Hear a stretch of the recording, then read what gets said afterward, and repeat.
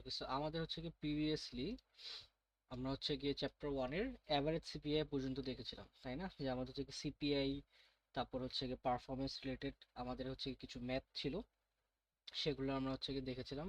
আমাদের কিছু ফর্মুলা ছিল, ওই ফর্মুলাগুলো আমরা হচ্ছে গিয়ে দেখেছিলাম, right?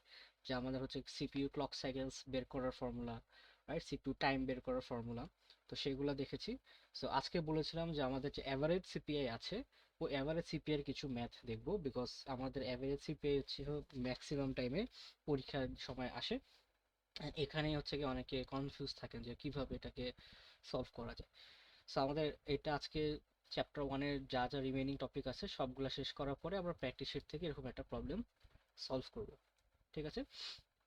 So so to recap, আমাদের প্রিভিয়াস ক্লাসে বেসিক্যালি দেখেছিলাম যে আমাদের সিপিইউ টাইম বা এক্সিকিউশন টাইম যেটা, সেটার ফর্মুলা হচ্ছে কি ছিল যে CPU clock cycles into clock cycle time, অথবা যদি আমার ক্লক রেট দেওয়া থাকে তাহলে CPU clock cycles divided by clock rate. এটা ছিল এক এক ধরনের ফর্মুলা শিখেছিলাম। এরপর আমরা দেখেছিলাম যে এই যে নাম্বার অফ ক্লক সাইকেল আছে একটা প্রোগ্রামের, ওই ক্লক সাইকেলটাকে আরো ফার্দার ডিভাইড করা যায়। সো কিভাবে ডিভাইড করতাম? আমাদের ক্লক সাইকেলসে লিখতে পারতাম instruction count multiplied by average CPI. Instruction কাউন্টকে আমরা আইসি দিয়ে লিখি, আর অ্যাভারেজ সিপিআই কে আমরা সিপিআই দিয়ে লিখি। সো সিপিআই মানে হচ্ছে কি প্রত্যেকটা ইনস্ট্রাকশনে কতগুলো ক্লক সাইকেল প্রয়োজন হয়, লাইক সাইকেলস পার ইনস্ট্রাকশন।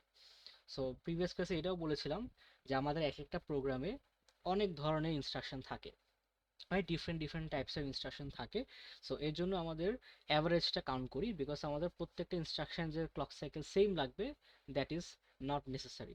এর জন্য আমরা কি কাজ করি যে সবগুলার সাইকেলের অ্যাভারেজ নিয়ে দেন ওর অ্যাভারেজটা দিয়ে আমরা কাজ করি।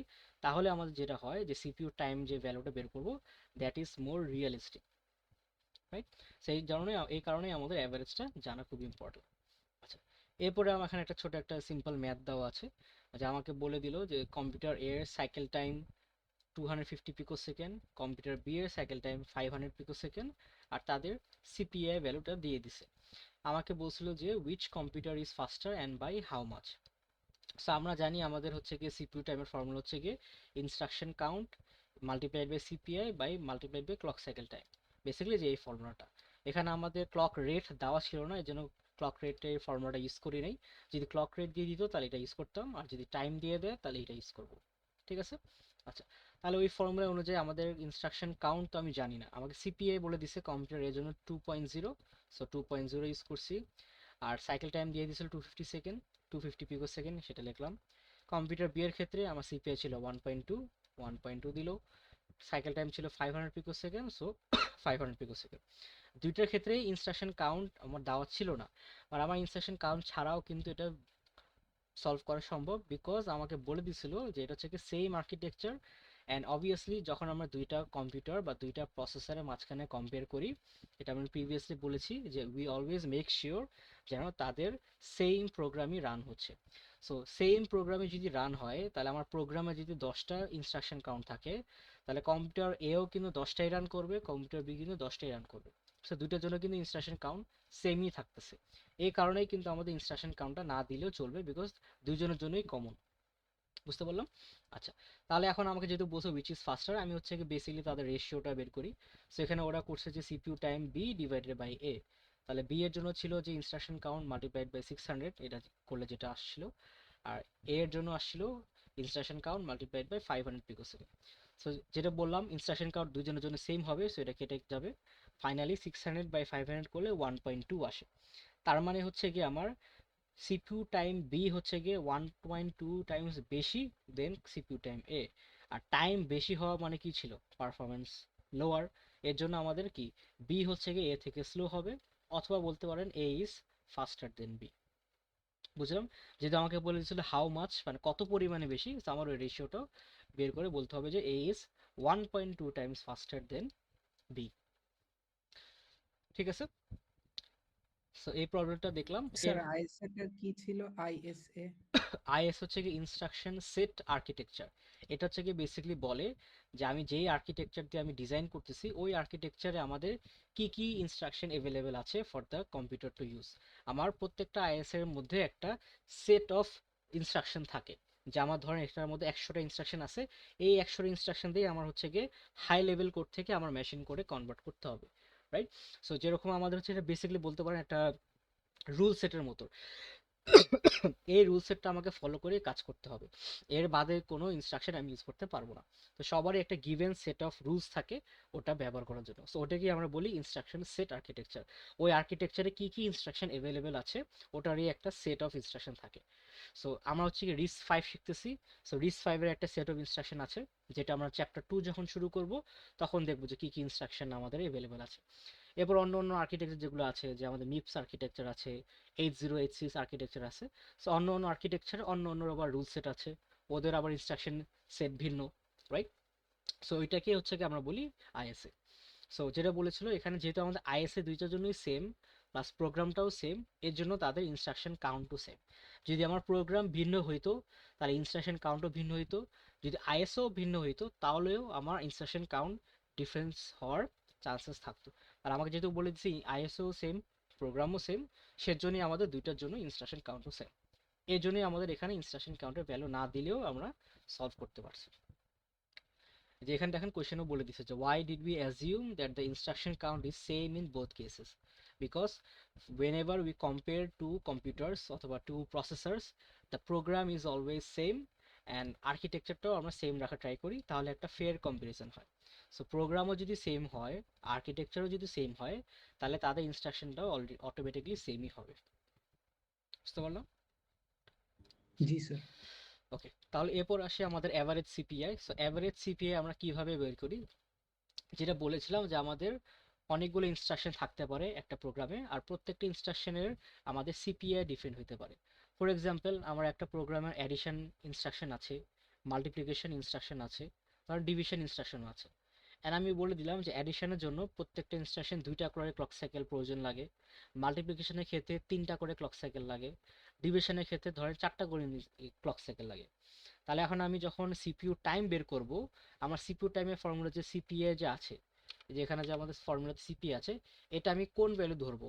অ্যাডিশনের সিপিএ ইউজ করব, নাকি মাল্টিপ্লিকেশনটা ইউজ করব, নাকি ডিভিশনটা ইউজ করব? কারণ এখন আমি যদি অ্যাডিশনটা ইউজ করি তাহলে তো আমার একটা ভুল অ্যান্সার দিবে, মাল্টিপ্লিকেশন ইউজ করে আরেকটা অ্যান্সার দিবে, ডিভিশনটা ইউজ করলে আরেকটা অ্যান্সার দিব। তাহলে তিনটা যেন তো তিনটা ডিফারেন্ট টাইম পাবো, which is the most accurate one, কোনটা আমার অ্যাকচুয়ালি আমার রিয়েলিস্টিক টাইমটা দিবে, যে আমার অ্যাকচুয়ালি প্রোগ্রামটা রান হতে কত টাইম লাগে। তো সেই ক্ষেত্রে আমরা কি করি, instead of using one's particular CPI, আমরা করি কি যতগুলো ইনস্ট্রাকশন টাইপ আছে সবগুলোর আমরা অ্যাভারেজ বের করি। অ্যাভারেজ বের করে যদি ইউজ করি তাহলে আমার যে টাইমটা পাবো that is closer to my actual time. ঠিক আছে, এর জন্য আমাদের অ্যাভারেজটা ইউজ করে প্রয়োজন হয়। সো অ্যাভারেজটা কিভাবে বের করি একটা এক্সাম্পল দেখি। সো এখানে একটা ছোট এক্সাম্পল দেখা আছে, সেটা আমরা দেখবো, আর ক্লাসে লাস্টে আমরা প্র্যাকটিস প্রবলেম থেকে একটা প্রবলেম সলভ করবো, তাহলে আর একটু ক্লিয়ার হবে। আচ্ছা, সো এখানে দেখেন কি করছে, আমরা একটা টেবিল দিয়ে দিছি। তো আমাকে ফার্স্ট অফ অল বললো যে 3 রকমের ইনস্ট্রাকশন আছে, একটা হচ্ছে ক্লাস এ, একটা ক্লাস বি, একটা হচ্ছে ক্লাস সি। 3 রকমের ইনস্ট্রাকশন আছে বলে দিল, ফাইন। এরপর আমাকে বলে দিল যে প্রত্যেকটা ক্লাসের সিপিআই কত। সিপিআই মানে কি, সাইকেলস পার ইনস্ট্রাকশন। তার মানে এখানে যে 1 2 3 ভ্যালু দিছে, এটার মানে কি বোঝাচ্ছে, যে আমার এ টাইপের যে ইনস্ট্রাকশন আছে, প্রত্যেকটা এ টাইপের ইনস্ট্রাকশন একটা করে ক্লক সাইকেল ইউজ করে, প্রত্যেকটা বি টাইপের ইনস্ট্রাকশন 2টা করে ক্লক সাইকেল লাগে, আর প্রত্যেকটা সি টাইপের ইনস্ট্রাকশন 3টা করে ক্লক সাইকেল লাগে। এটা আমাকে বলে দিল, ফাইন। এরপর আমাকে হচ্ছে কি দুইটা সিকোয়েন্স বলে দিল, দুইটা সিকোয়েন্স মানে দুইটা ডিফারেন্ট প্রোগ্রাম, এটা ধরেন একটা প্রোগ্রাম, এটা একটা প্রোগ্রাম। সো সিকোয়েন্স ওয়ান যে প্রোগ্রামটা আছে, ওর আমাকে আইসি বলে দিছে। আইসি মানে কি ছিল, ইনস্ট্রাকশন কাউন্ট, মানে কতগুলো ইনস্ট্রাকশন আছে। সো আমাকে বলে দিল যে সিকোয়েন্স ওয়ানে এ টাইপের ইনস্ট্রাকশন 2টা আছে, বি টাইপ ইনস্ট্রাকশন একটা আছে, সি টাইপ ইনস্ট্রাকশন 2টা আছে, ফাইন। অ্যান্ড আমার যে সেকেন্ড আরেকটা প্রোগ্রাম আছে বা সেকেন্ড একটা সিকোয়েন্স আছে, ওই সিকোয়েন্সের জন্য ও আমাকে বলে দিল যে এ টাইপ ইনস্ট্রাকশন তার 4টা আছে, বি টাইপ ইনস্ট্রাকশন তার একটা আছে, আর সি টাইপ ইনস্ট্রাকশন তার একটা আছে। সো এখন আমার কাজ কি হবে, এখন আমার বেসিক্যালি অ্যাভারেজ সিপিআই বের করতে হবে। কার জন্য, আমার সিকোয়েন্স ওয়ানের জন্য অ্যাভারেজ সিপিআই বের করব, সিকোয়েন্স টু এর জন্য অ্যাভারেজ সিপিআই বের করব, বিকজ তারা কিন্তু দুটো ডিফারেন্ট প্রোগ্রাম। সো প্রোগ্রাম ওয়ানের একটা সিপিআই আসবে অ্যাভারেজ, প্রোগ্রাম টু এর একটা আলাদা সিপিআই আসবে অ্যাভারেজ। ঠিক আছে, সো ওইটা আমি এটা এখানে সলভ করে দেখাই এগুলা কিভাবে আমরা সলভ করি।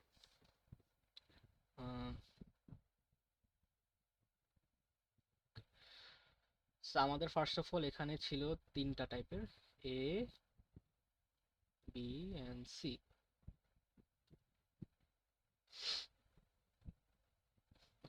সো আমার ফার্স্ট যেটা জিনিস ইনফরমেশন দেওয়া ছিল উইচ ইজ, এখানে কি দেওয়া ছিল, সিপিআই দেওয়া ছিল।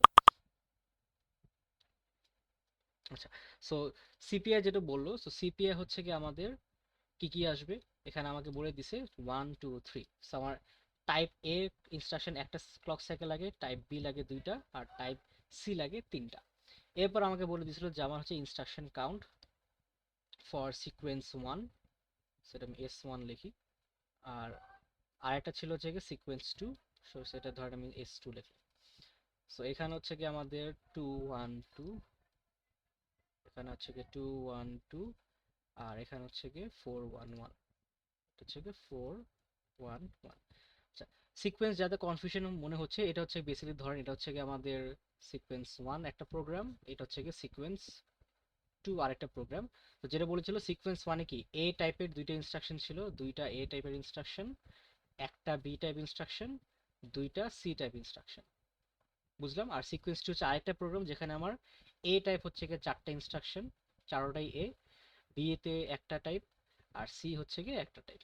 এই, সো এখন আমাকে বলেন সিকোয়েন্স এ তে টোটাল কতগুলো ইনস্ট্রাকশন আছে, আর সিকোয়েন্স টু তে টোটাল কতগুলো ইনস্ট্রাকশন আছে। সিকোয়েন্স ওয়ানে 5টা আর সিকোয়েন্স 2 এ 6টা। ছয়টা, এক্স্যাক্টলি। তো সবগুলা অ্যাড করে বের করলাম। আচ্ছা, এবার এসে আমাদের অ্যাভারেজ সিপিআই বের করা। সো সিকোয়েন্স ওয়ানের জন্য আমরা অ্যাভারেজ সিপিআই বের করব, সিকোয়েন্স টু এর জন্য অ্যাভারেজ সিপিআই বের করব। আচ্ছা, সো অ্যাভারেজ সিপিআই কিভাবে বের করি একটু খেয়াল করো। অ্যাভারেজ সিপিআই যেটা করি যে আমি জানি আমাকে বলে দিয়েছে এ টাইপ ইনস্ট্রাকশনের একটা করে ক্লক সাইকেল লাগে, তাহলে আমার সিকোয়েন্স ওয়ানে এ টাইপ ইনস্ট্রাকশন কয়টা আছে, দুইটা আছে, তাহলে আমি লিখতে পারি আমার দুইটা এ টাইপ ইনস্ট্রাকশন, প্রত্যেকটার জন্য একটা করে ক্লক সাইকেল লাগে। ফাইন। আচ্ছা, এরপরে আসি বিতে। আমার ইন সিকোয়েন্স ওয়ানে বি টাইপ ইনস্ট্রাকশন আছে একটা, আর প্রত্যেকটা বি এর জন্য আমার দুইটা করে ক্লক সাইকেল লাগে। ফাইন। এরপরে সি টাইপ দেখি, সিকোয়েন্স ওয়ানে দুইটা সি টাইপ ইনস্ট্রাকশন, আর প্রত্যেকটা সি টাইপের জন্য তিনটা করে ক্লক সাইকেল লাগে। ফাইন। তাহলে এই যে ভ্যালুটা পেলাম, এই যে অ্যাডিশনটা, এটা হচ্ছে বেসিক্যালি আমাকে বের করে দেয় টোটাল কতগুলা ক্লক সাইকেল আছে। রাইট, এক কাজ করি এটা আমি এখানেই লিখি, এখানেই লিখি তাহলে বুঝতে ইজি হবে। So, এই যে ভ্যালুটা পাবো এটা হচ্ছে কি আমাদের টোটাল কতগুলা ক্লক সাইকেল লাগে। রাইট, যে এটা ইনটুইটিভলি চিন্তা করে দেখেন, যেহেতু আমার প্রত্যেকটা এ ইনস্ট্রাকশনের জন্য একটা করে ক্লক সাইকেল লাগে, তাহলে দুইটা যদি এই ইনস্ট্রাকশন থাকে তাহলে কি দুইটা ক্লক সাইকেল লাগবে। এরপরে আমাকে বলে দিল আমার এটার মধ্যে একটা বি টাইপ ইনস্ট্রাকশন আছে, আর একটা বি এর জন্য দুইটা করে ক্লক সাইকেল লাগে, তাহলে এখানে দুইটা ক্লক সাইকেল ছিল, এখানে দুইটা ক্লক সাইকেল। সি টাইপ দুইটা ইনস্ট্রাকশন আছে, আর প্রত্যেকটা সি টাইপ জন্য তিনটা করে ক্লক সাইকেল, তাহলে এটার জন্য তিনটা ক্লক সাইকেল, এটার জন্য তিনটা ক্লক সাইকেল। তাহলে টোটাল কত আসে, 3 + 3 + 2 + 2 10 আসে। তার মানে আমার সিকোয়েন্স ওয়ানে টোটাল ক্লক সাইকেল লাগে 10টা। আচ্ছা, তো আমার অ্যাভারেজ সিপিআই বের করতে হবে, রাইট। অ্যাভারেজ সিপিআই যখন আমরা বের করি, সিপিআই মানে কি ছিল, সাইকেলস পার ইনস্ট্রাকশন। তার মানে আমি বেসিক্যালি এখানে যে জিনিসটা করব, আমার টোটাল যতগুলা ক্লক সাইকেল আছে ওটাকে আমি ডিভাইড করব আমার টোটাল যতগুলা ইনস্ট্রাকশন আছে, তাহলেই তো আমাদের হচ্ছে কি অ্যাভারেজ সিপিআইটা বের হয়ে যাচ্ছে। তাহলে আমাদের টোটাল ক্লক সাইকেল পেয়েছিলাম 10টা। সো টোটাল ক্লক সাইকেল হচ্ছে কি 10টা। আর টোটাল ইনস্ট্রাকশন কত, তখন আমি একটু আগে হিসাব করেছিলাম যে আমাদের হচ্ছে টোটাল সিকোয়েন্স ওয়ানে 5টা ইনস্ট্রাকশন আছে, তাহলে আলটিমেটলি আমি কত পাচ্ছি, 2 পাচ্ছি। এটাই হচ্ছে আমাদের অ্যাভারেজ সিপিআই। সো খেয়াল করে দেখেন, আমার এ এর সিপিআই ছিল 1, বি এর ছিল 2, সি এর ছিল 3, আর আমাদের এতগুলো ইনস্ট্রাকশন ছিল, এ ছিল দুইটা, বি ছিল একটা, সি ছিল দুইটা। সো এই সবগুলো যদি অ্যাভারেজ সিপিআই হিসাব করি তাহলে আমার আসে 2। সো অন অ্যাভারেজ আমার একটা ইনস্ট্রাকশনকে এক্সিকিউট করতে লাগে দুইটা ক্লক সাইকেল। এখন এটা কোন টাইপের ডাজেন্ট ম্যাটার, বিকজ আমি হচ্ছে গিয়ে অ্যাভারেজটা হিসাব করছি। কারণ আমার কিছু কিছু ইনস্ট্রাকশন একটা ক্লক সাইকেল লাগে, কিছু কিছু দুইটা লাগে, কিছু কিছু তিনটা লাগে, বাট অন এভারেজ আমার হিসাব করে দেখলাম দুইটা করে লাগে। তো এখন আমার যদি এই সিকোয়েন্সে যদি কোনো মডিফিকেশন করার প্রয়োজন হয়, যে আমার ধরেন আরো দুইটা ইনস্ট্রাকশন অ্যাড হলো, সো তখন আমি কোনটার ভ্যালু ধরবো, এ টা ধরে করব নাকি বি এরটা করব নাকি 3 এরটা করব। সো ইন্ডিভিজুয়ালি না ধরে ধরে আমি অ্যাভারেজ যেটা হিসাব করছি ওই অ্যাভারেজটা ধরে আমি করব। সো ক্লিয়ার কিভাবে অ্যাভারেজ বের করতে হয়? সো দেখেন এখানে ওই জিনিসটাই করছে যে সিকোয়েন্স ওয়ানের জন্য আমার টোটাল ইনস্ট্রাকশন কাউন্ট ছিল 5। কিভাবে বের করলাম? ওই যে 2 + 1 + 2 5 আসে। ক্লক সাইকেল কতগুলো আসলো? যে এ টাইপ ইনস্ট্রাকশন ছিল 2, সো 2 × 1 করলে 2, 1 × 2 প্লাস 2 × 3, সো সবগুলো অ্যাড করলে আমি টোটাল ক্লক সাইকেল পেলাম। আর total clock cycle divided by total instruction, তাহলে আমি হচ্ছে কি অ্যাভারেজ সিপিআই পেয়ে গেছি। সো এটা নিয়ে কারো কোশ্চেন আছে? আচ্ছা, যদি এটা বুঝে থাকি তাহলে আপনারা আমাকে এখন বলবেন সিকোয়েন্স 2 এরটা। তো আমাকে ফার্স্ট অফ অল সিকোয়েন্স 2 এর ক্লক সাইকেল কিভাবে বের করবো সেটা একটু বলেন। কি লিখবো এখানে? 4 into 1 plus 1 into 2 plus 1 × 2 plus 3 into 1. Plus 1 × 3। Basically আমার সিকোয়েন্স 2 তে 4টা এ টাইপ ইনস্ট্রাকশন ছিল, 4টা এ টাইপ ইনস্ট্রাকশন, প্রত্যেকটা একটা করে ক্লক সাইকেল লাগে। আমার সিকোয়েন্স 2 তে একটা বি ইনস্ট্রাকশন ছিল, সো প্রত্যেকটা বি এর জন্য 2টা করে ক্লক সাইকেল লাগে, এর জন্য 1 × 2। এন্ড ফাইনালি একটা সি টাইপ ইনস্ট্রাকশন আর একটা সি টাইপের জন্য 3টা করে ক্লক সাইকেল লাগে, সো 1 × 3। সো এটা করলে কত আসে? 4 + 2 + 3, সো এটা আসে টোটাল 9 আসে। সো আমাদের সিকোয়েন্স 2 তে টোটাল 9টা ক্লক সাইকেল। তাহলে আমাদের এভারেজ সিপিআই এখন বলেন তো কত হবে? এখানেও 9/6. 9 ডিভাইডেড বাই 6। কেন 6? বিকজ আমাদের সিকোয়েন্সের টোটাল 6টা ইনস্ট্রাকশন ছিল, যে 4 + 1 + 1 6। তাহলে 9/6 করলে কত আসে? এখানে ওই জিনিসটা করছে 9/6 1.5। সো আমাদের এখানে অ্যাভারেজ সিপিআই আসবে 1.5। বুঝতে পারলাম এটা? সো এইভাবে করি আমাদের হচ্ছে অ্যাভারেজ সিপিআই বের করি। যেটা বললাম আমাদের ক্লাসের শেষে একটা প্র্যাকটিস প্রবলেম দেখো, ওখানে হচ্ছে আরেকটু ভিন্ন টাইপ অফ ইনস্ট্রাকশন ইনফরমেশন দিবে, ওভাবে কিভাবে বের করব সেটাও আমরা দেখব। ঠিক আছে? আচ্ছা, তাহলে এই ছিল আমাদের অ্যাভারেজ সিপিআই এন্ড কেন এটা আমাদের লাগে। এরপরে এসে আমাদের আরো কিছু থিওরিটিক্যাল কনসেপ্ট আছে চ্যাপ্টার 1-এ, প্লাস আরো কিছু ম্যাথ রিলেটেড জিনিসপত্র দেখব। সো ফার্স্ট অফ অল আসি আমাদের হচ্ছে কি পাওয়ার ট্রেন। সো পাওয়ার ট্রেনের জিনিসটা আমাদের বোঝাটা ইম্পর্টেন্ট। সো এখানে দেখেন আমাকে যে গ্রাফটা দিছে, এই গ্রাফটা বেসিক্যালি কি বোঝাচ্ছে? সো এখানে দেখেন আমাকে একটা জায়গায় আমাকে ক্লক রেট দিয়ে দিছে, আর আরেকটা জায়গায় হচ্ছে আমাকে আমার প্রসেসর দিয়েছে। ওভার দ্য ইয়ার্স আমার প্রসেসর হচ্ছে কি নতুন নতুন আপডেট হয়েছে। এটা হচ্ছে 1982 থেকে 2012 পর্যন্ত ডেটা। আর এবার হচ্ছে কি আমার পাওয়ার ওয়াট কত কনজিউম করে সেটা দিছে। সো আপনারা যদি খেয়াল করে দেখেন আমাদের প্রসেসর যত যত নতুন বের হয়েছে, আমাদের হচ্ছে কি ক্লক রেটটা স্লোলি স্লোলি হচ্ছে কি ফার্স্টের দিকে আমাদের রাইজ করতেছিল, পাওয়ারও কিন্তু আস্তে আস্তে রাইজ করতেছিল। সো ক্লক রেট যত বাড়াচ্ছে পাওয়ার কনজাম্পশনও বাড়তেছে। বাট একটা পর্যায়ে গিয়ে দেখতেছে যে এই যে এই পয়েন্টে এসে আমাদের ক্লক রেটটা বাড়ানোর পরে আমাদের আর পাওয়ার এতই বেড়ে গেছে যে এটাকে হচ্ছে কি আর কন্ট্রোল করতে পারতেছিল না। কেন পারতেছিল না? বিকজ পাওয়ার বাড়ানো মানে হচ্ছে কি আমার হিট বাড়ানো।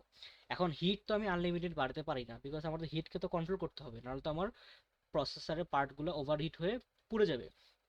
তো সেই জন্য আমার হচ্ছে কি এই পয়েন্টের পর দেখেন কিন্তু আমার ক্লক রেট কিন্তু আর বাড়ানো হয়নি। ক্লক রেট কিন্তু হচ্ছে ওরা সিমিলার ক্লক রেট রেখে তারা হচ্ছে কি পাওয়ার কনজাম্পশনটাকে সে আস্তে আস্তে কমাইছে, আরো পাওয়ার এফিশিয়েন্ট করছে। ঠিক আছে? সো এটাকে হচ্ছে কি বলা হয় আমাদের পাওয়ার ওয়াল। যে অ্যাট সার্টেন পয়েন্ট আমরা একটা পাওয়ার ওয়াল হিট করছি, যে আমি হচ্ছে কি চাইলেও ইনফিনিট টাইমস আমি হচ্ছে ক্লক রেট বাড়াতে পারবো না। হ্যাঁ, আমার ইনটুইটিভলি ক্লক রেট বাড়ালে আমার পারফরমেন্স বাড়বে, সোজা হিসাব। বাট ক্লক রেট বাড়ালে আমাদের পাওয়ার কনসামশন যেহেতু বেশি হয়, আমাদের হিটও বেশি প্রডিউস হয়। সেই কারণে আমাদের কিন্তু আনলিমিটেড টাইম যদি ক্লক রেট বাড়াতেই থাকি আমরা কিন্তু এটা সাস্টেইন করা যাবে না। সেই কারণেই ওরা হচ্ছে দেখলো যে এই একটা পাওয়ার ওয়াল হিট করছে। সো তখন আমাকে যে কাজটা করতে হয়েছে, আমাকে অল্টারনেটিভ ওয়ে বের করে আমার হচ্ছে গিয়ে পাওয়ার কনজিউশনটাকে রিডিউস করা লাগছে। ঠিক আছে? সো আমরা যখন যে কোনো কম্পিউটার চিপ তৈরি করি ওটাকে হচ্ছে বলা হয় সিমোস টেকনোলজি। ঠিক আছে? তো সিমোস টেকনোলজি হচ্ছে কি পাওয়ারের একটা ফর্মুলা আছে, এখান থেকে আমাদের পাওয়ারের ছোটখাটো ম্যাথও আসে। সো পাওয়ারের একটা ফর্মুলা দেওয়া আছে যে capacitive load multiplied by voltage square multiplied by frequency. So power basically এই তিনটা টার্মের উপরে ডিপেন্ড করে, capacitance, voltage and frequency. So এবার আমাকে বলেন, যেহেতু আমার পাওয়ারকে কমানো দরকার, আমার পাওয়ার কনজাম্পশনটাকে রিডিউস করতে হবে, আমি কোন জিনিসটাকে কমালে আমার পাওয়ার সবচেয়ে বেশি কমবে এই তিনটার মধ্যে? ভোল্টেজ। হ্যাঁ, ভোল্টেজ। ভোল্টেজ। কেন? বিকজ সবগুলো কিন্তু লিনিয়ার আমার হচ্ছে গিয়ে ইয়া রিলেশন, যে আমার ক্যাপাসিটেন্স বাড়ালে পাওয়ার বাড়বে, ক্যাপাসিটেন্স কমালেও পাওয়ার কমবে। সো ক্যাপাসিটেন্স কমালেও পাওয়ার কমবে, ভোল্টেজ কমালেও পাওয়ার কমবে, ফ্রিকোয়েন্সি কমালেও পাওয়ার কমবে। বাট সিন্স আমার ভোল্টেজটা একটা স্কোয়ার টার্ম আছে, সো ভোল্টেজ যদি আমি হাফ করি, আমার পাওয়ার কিন্তু 4 টাইমস অ্যাজ মাচ কমবে, বিকজ এটা হচ্ছে কি আমাদের স্কোয়ার রিলেশন। এর জন্য আমাদের টার্গেট হবে হচ্ছে কি ভোল্টেজটাকে আগে কমানো, বিকজ ভোল্টেজের ইম্প্যাক্টটা আমার পাওয়ারের উপরে সবচেয়ে বেশি। ঠিক আছে? সো এটাই ওরা করছে, যে আমাদের হচ্ছে ভোল্টেজটা হচ্ছে গিয়ে কমানো ট্রাই করছে। But at a certain point ওরা হচ্ছে গিয়ে ভোল্টেজকেও আর কমাতে পারবে না। কেন পারবে না? বিকজ আমাদের আলটিমেটলি প্রসেসরের ভিতরে কি থাকে? প্রসেসরে তো আলটিমেটলি ট্রানজিস্টর থাকে, তাই না? এখন ট্রানজিস্টর হচ্ছে বেসিক্যালি একটা সুইচের মতো কাজ করে, যে ওরা হচ্ছে গিয়ে 0 আর 1-এর মধ্যে সুইচ করে, লো ভোল্টেজ থেকে হাই ভোল্টেজের মধ্যে হচ্ছে গিয়ে সুইচ করে আমার কারেন্টটাকে ফ্লো করায়। এখন আমার হচ্ছে গিয়ে ট্রানজিস্টারও তো একটা মিনিমাম না অ্যামাউন্ট অফ ভোল্টেজ লাগবে তাকে অ্যাক্টিভেট করার জন্য। এখন আমি যদি ভোল্টেজটাকে কমাইতে কমাইতে 0 করে দিই, তাহলে তো আমার ট্রানজিস্টার কাজই করবে না, তাই না? সো আমার কিন্তু ভোল্টেজ আমি কমাতে পারবো, বাট আমি আনলিমিটেড কমাতে পারবো না, বিকজ একটা সার্টেন থ্রেশহোল্ড আমার মেনটেন করতে হবে। তো আমাদের ফার্স্ট কাজ ছিল যে ভোল্টেজ কমানো। সো ইনিশিয়ালি তারা ভোল্টেজ কমাইছে, ভোল্টেজ কমায় এমন একটা পয়েন্টে নিয়ে গেছে যেন আমার ট্রানজিস্টারও অ্যাক্টিভ থাকে, আর হচ্ছে কি আমাদের ভোল্টেজ পাওয়ারটাও মোটামুটি কম হয়। বাট ইভেন স্টিল আমার হচ্ছে কি পাওয়ারটাকে আরো ফার্দার রিডিউস করতে হবে, সো দ্যাট আমি হচ্ছে ক্লক রেটটাকে অন্যভাবে রিডিউস করে, আমার যদি ক্লক রেটটা বাড়াতে হয়, আমার পাওয়ারটা অন্যভাবে যেন কমাতে পারি। তো সেটা কিভাবে করছে? সো সেটা করার জন্য আমাদের হচ্ছে কি আরো অনেক মাল্টিপল টেকনিক আমরা অ্যাপ্লাই করছি। ঠিক আছে? সো ওই জিনিসগুলো হচ্ছে কি আমাদের ইয়াতে দেওয়া নাই, কি বলে, আমাদের স্লাইডে হচ্ছে গিয়ে সবগুলা ওই টেকনিক লেখা নেই, সেটা আমি এখানে বলে দিচ্ছি, ওটা আপনারা লিখে রাখেন। এটা কিন্তু অনেক সময় আমার থিওরিটিক্যাল কোশ্চেন আসতে পারে। ঠিক আছে? সো এখানে দেখেন আমাকে বলে দিছে যে দ্য পাওয়ার ওয়াল বেসিক্যালি ওটা মিন করতেছে যে আমি হচ্ছে ভোল্টেজ আমি ফার্দার আর রিডিউস করতে পারতেছি না, বিকজ আমার মিনিমাম একটা থ্রেশহোল্ড মেনটেন করতে হয়। আর আমার হিটও তো অনেক যে প্রডিউস হচ্ছে, হিটও তো আমি রিডিউস করতে পারতেছি না। তাহলে আমি কিভাবে পারফরমেন্স বাড়াবো? By keeping the power low. So ওখানে আমাদের কিছু টেকনিক আছে, সেগুলো আমরা একটু দেখি। So one of the technique যেটা হচ্ছে কি আমরা করি, সেটাকে হচ্ছে আমরা বলি power gating. So power gating মানে কি? পাওয়ার গেটিং মানে হচ্ছে কি আমাদের সিপিইউতে তো অনেক কম্পোনেন্টস থাকে, অনেক পার্ট থাকে। এখন আমাদের হচ্ছে গিয়ে যে কোনো একটা অপারেশন বা যে কোনো একটা প্রোগ্রাম এক্সিকিউশনের সময় আমাদের দেখা যায় যে সিপিইউ সবগুলা পার্টের প্রয়োজন হয় না, বা সবগুলো ইউনিটের প্রয়োজন হয় না।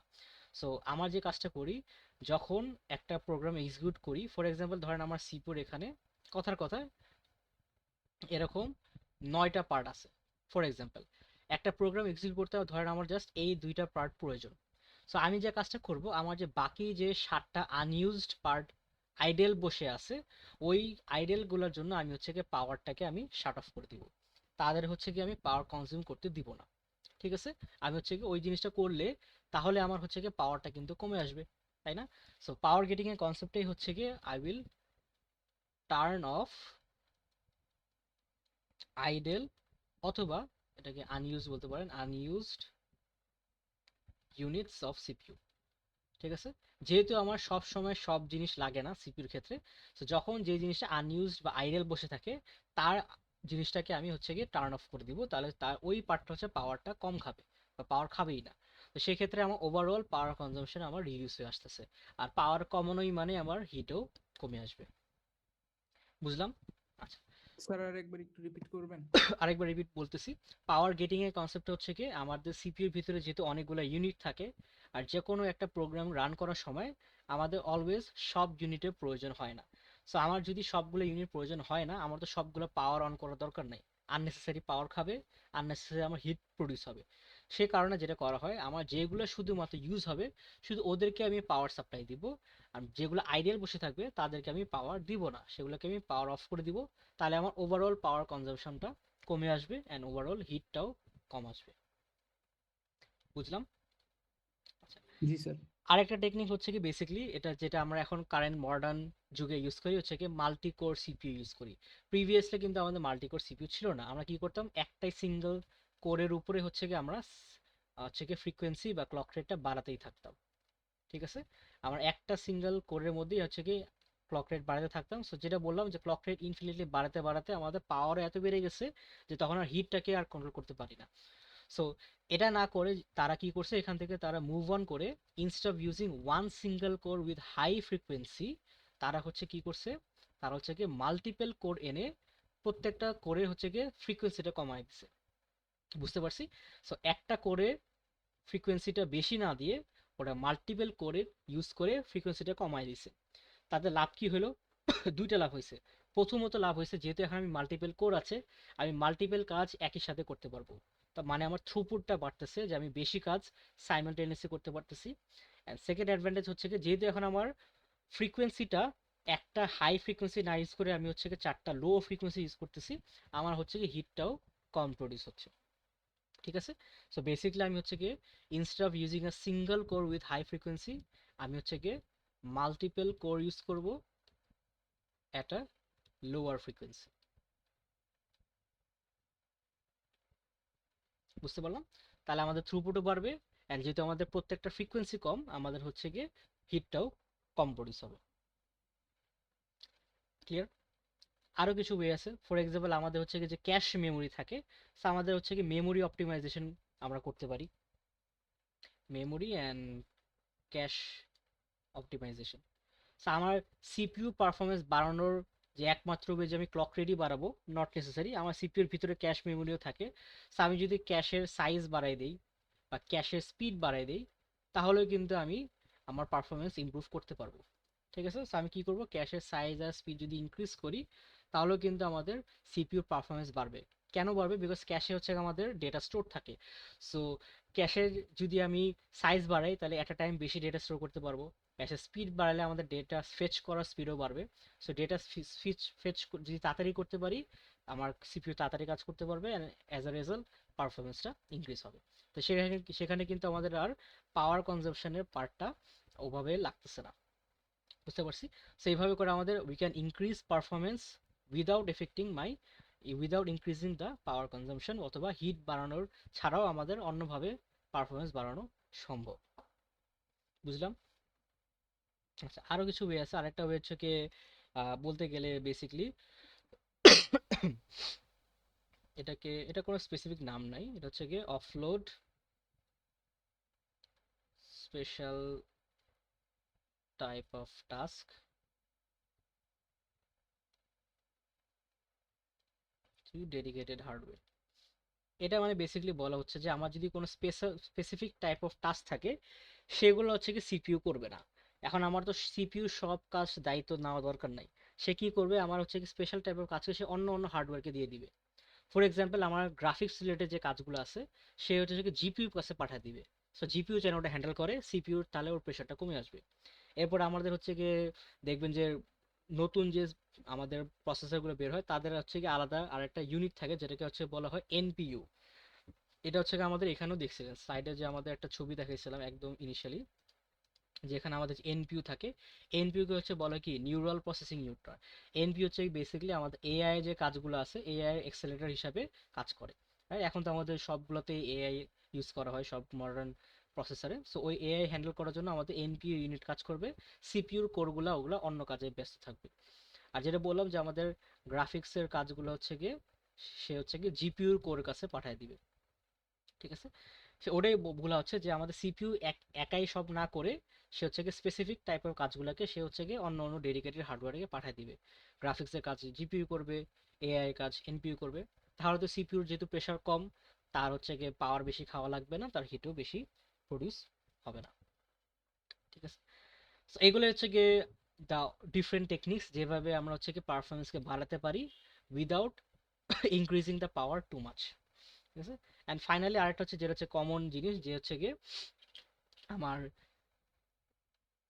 বেটার কুলিং ইউজ করা। ঠিক আছে? তো যেহেতু আমার হিটিং প্রডিউস হচ্ছে, হিটকে কমানো হচ্ছে কি যে ওটাকে কুল করলেই তো আমার কমে আসতেছে। সো বেটার কুলিং সিস্টেম যদি ইউজ করি, বেটার প্যাকেজিং ইউজ করি, তাহলে আমাদের হিটটা আরো তাড়াতাড়ি হচ্ছে রিডিউস হবে, মাচ মোর অপটিমাইজলি রিডিউস হবে। রাইট? আমাদের যে সিপিইউ এয়ার কুলার বক্সে যে কুলার দেয়, সেগুলো আস্তে আস্তে ইমপ্রুভ হবে। কেউ যদি লিকুইড কুলিং ইউজ করে, সেটা আরো বেটার কুলিং দেবে। রাইট?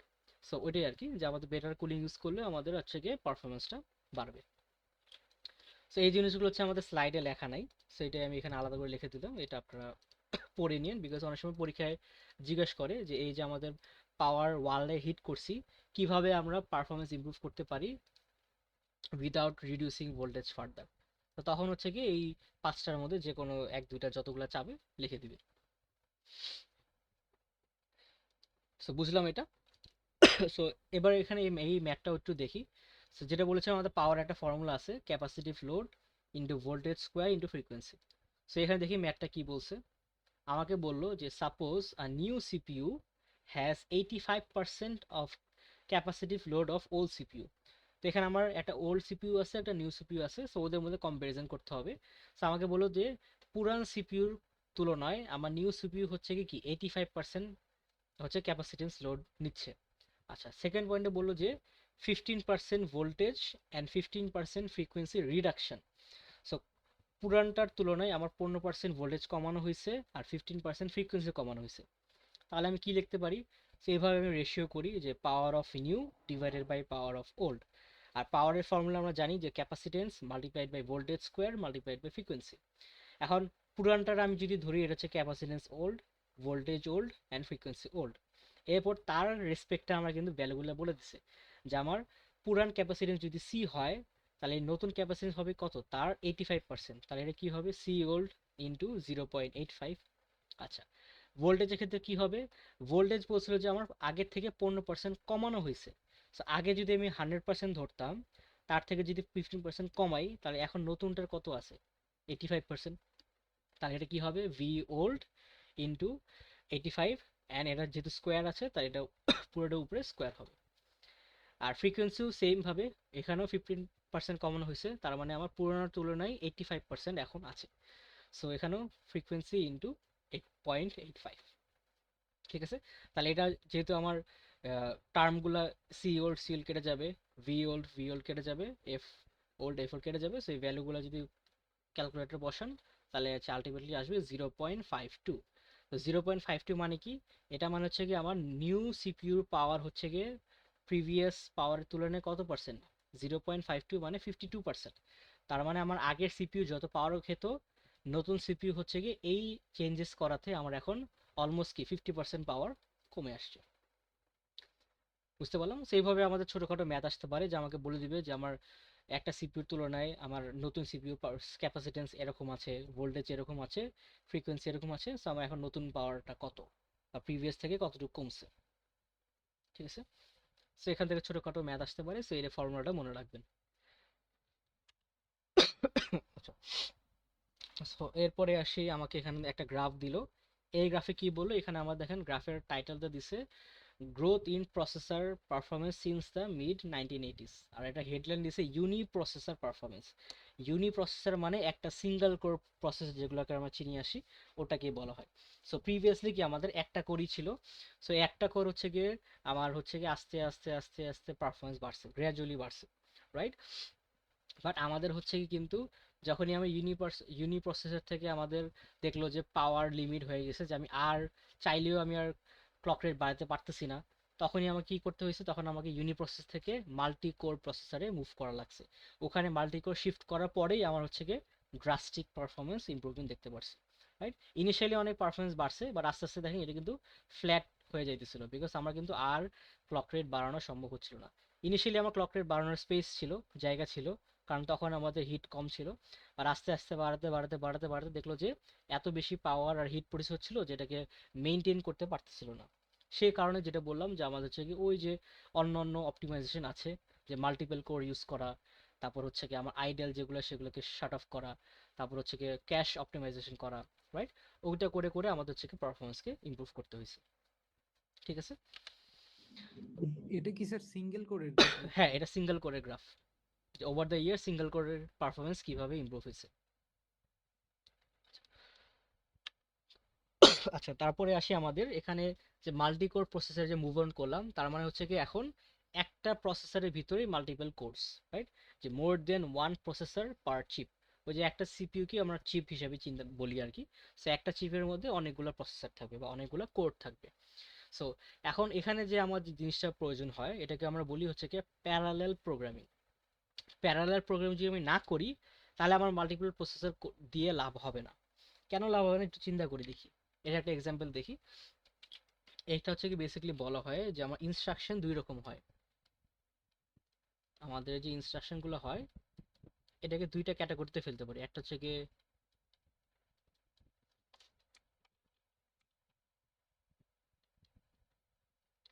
সিরিয়ালাইজেবল ইনস্ট্রাকশন, আর একটা হচ্ছে গিয়ে প্যারালেল ইনস্ট্রাকশন। ঠিক আছে, সো দুইটার ডিফারেন্সটা কোথায় আসে একটু বুঝাই। So, আমাদের হচ্ছে গিয়ে ইনস্ট্রাকশন যেগুলো এক্সিকিউট করে, ধরেন আমার একটা প্রোগ্রামে অনেকগুলো এরকম ইনস্ট্রাকশন আছে, রাইট? এখন অনেক সময় দেখা যায় যে আমার, ধরেন আমি যদি এই লাইনের ইনস্ট্রাকশনটাকে এক্সিকিউট করতে চাই, ওই ইনস্ট্রাকশনে এমন একটা ভ্যালু প্রয়োজন যে ভ্যালুটা এখনো কম্পিউট করা হয়নি। ওই ভ্যালুটা হচ্ছে ধরুন প্রিভিয়াস কোন ইনস্ট্রাকশন এক্সিকিউট করবে। ঠিক আছে, এখন আমাদের যেহেতু মাল্টিপল কোর অ্যাভেলেবেল আছে, রাইট? ধরেন আমার একটা সিপিইউতে ধরেন টোটাল এরকম 6টা কোর আছে। এটা হচ্ছে core 1, core 2, core 3, core 4, core 5, core 6। এখন একজন বলতে পারে, স্যার আমার যদি এখানে অনেকগুলো ইনস্ট্রাকশন আছে, আমি এই ইনস্ট্রাকশনগুলোকে ভাগ করে দিব। যে আমার ধরেন এখানে আমি 3টা ইনস্ট্রাকশন কোর 1 কে দিব, এখানে ইনস্ট্রাকশন আমি কোর 4 কে দিব, এখানে ইনস্ট্রাকশনগুলো আমি কোর 5 কে দিব, এখানে ধরেন আরো কিছু ইনস্ট্রাকশন আছে সেগুলো আমি ধরেন কোর 2 তে দিব। আর এভাবে আমি ইনস্ট্রাকশনগুলো আমি যদি ডিভাইড করে দিই, তাহলে তো আমি একই সাথে এই সবগুলো ইনস্ট্রাকশন এক্সিকিউট করতে পারবো। বাট এখানে যে ঝামেলাটা হবে, if my instructions are serialisable. Serialisable মানে হচ্ছে কি একটার উপরে আরেকটা ডিপেন্ডেন্ট, যে আমার একটা ইনস্ট্রাকশন কমপ্লিট না হওয়া পর্যন্ত পরের ইনস্ট্রাকশন আগাতে পারবে না, রাইট? আমার একটা ইনস্ট্রাকশন শেষ না হওয়া পর্যন্ত আরেকটা ইনস্ট্রাকশন ইউজ করতে পারবে না, বিকজ ওই ভ্যালু যেটা প্রডিউস করবে সেটাকে ইউজ করে আমি পরের ইনস্ট্রাকশন আগাবে। ঠিক আছে, ওটা হচ্ছে আমাদের ডিপেন্ডেন্ট ইনস্ট্রাকশন। ওটাকেই হচ্ছে আমরা বলি সিরিয়ালাইজেবল ইনস্ট্রাকশন, যে আমার সিরিয়ালি রান করবে একটার পর একটা। এখন আমার ইনস্ট্রাকশনগুলো যদি সিরিয়ালাইজেবল হয়, সেই ক্ষেত্রে আমি যদি ভাগ করে দিই, ভাগ করলে তো লাভ হচ্ছে না। বিকজ আমি যদি এদেরকে বলি তুমি সাইমালটেনিয়াসলি স্টার্ট করো, 3 2 1 বলে আমি বললাম তোমরা একসাথে স্টার্ট করো। এখন একসাথে যখন স্টার্ট করতে যাবে, কোর 1 ধরেন আমার প্রথম কিছু ইনস্ট্রাকশন সে এক্সিকিউট করে ফেললো। ঠিক আছে, সে এক্সিকিউট করা শেষ। এখন কোর 2 কাছে যে ইনস্ট্রাকশনগুলো আছে, সে হচ্ছে কি আমার কোর 1 যতক্ষণ পর্যন্ত শেষ করবে না, সে হচ্ছে কি বসে থাকবে। বিকজ ওই যে ইনস্ট্রাকশনগুলো আছে সেগুলা আমার প্রথম সেট অফ ইনস্ট্রাকশনের উপর ডিপেন্ডেন্ট। ওই ভ্যালু যতক্ষণ পর্যন্ত না দিবে, কোর 2 হচ্ছে কি সেই ইনস্ট্রাকশনগুলোকে রান করতে পারবে না। তাহলে আমি কিন্তু কোর 2 কিন্তু ইভেন তো তার কাছে আমার রিসোর্সেস আছে, সে কিন্তু রান করতে পারতেছে না। তো তখন কিন্তু আমার মাল্টিপল কোড দিয়েও কিন্তু লাভ হচ্ছে না, বিকজ আলটিমেটলি কোর 1 শেষ করবে, এরপরে কোর 2 শুরু করবে। তাহলে তো আমি ওই মাল্টিপল কোডের যে অ্যাডভান্টেজটা আছে সেটা আমি নিতে পারতেছি না। সো সেইটার অ্যাডভান্টেজ ইউজ করার জন্যই আমাকে যে কাজটা করতে হবে, আমাকে ইনস্ট্রাকশনকে প্যারালেল ভাবে ডিজাইন করতে হবে। প্যারালেল ইনস্ট্রাকশন হচ্ছে কি আমার not dependent on each other, এটা হচ্ছে ইন্ডিপেন্ডেন্ট হবে, যে আমার একটা ইনস্ট্রাকশন আরেকটার উপর ডিপেন্ডেন্সি থাকবে না।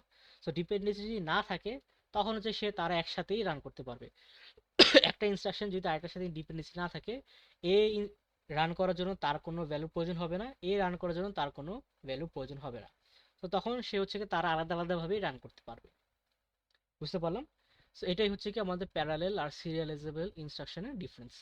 সো আমার মাল্টিপল কোর যদি ইউজ করতে হয়, তার যদি আমার ওটার অ্যাডভান্টেজ ইউজ করতে হয়, I have to make sure যে আমার প্রোগ্রাম যেটা রান করব তার ইনস্ট্রাকশনগুলো কিন্তু প্যারালেলি রান করতে পারবে।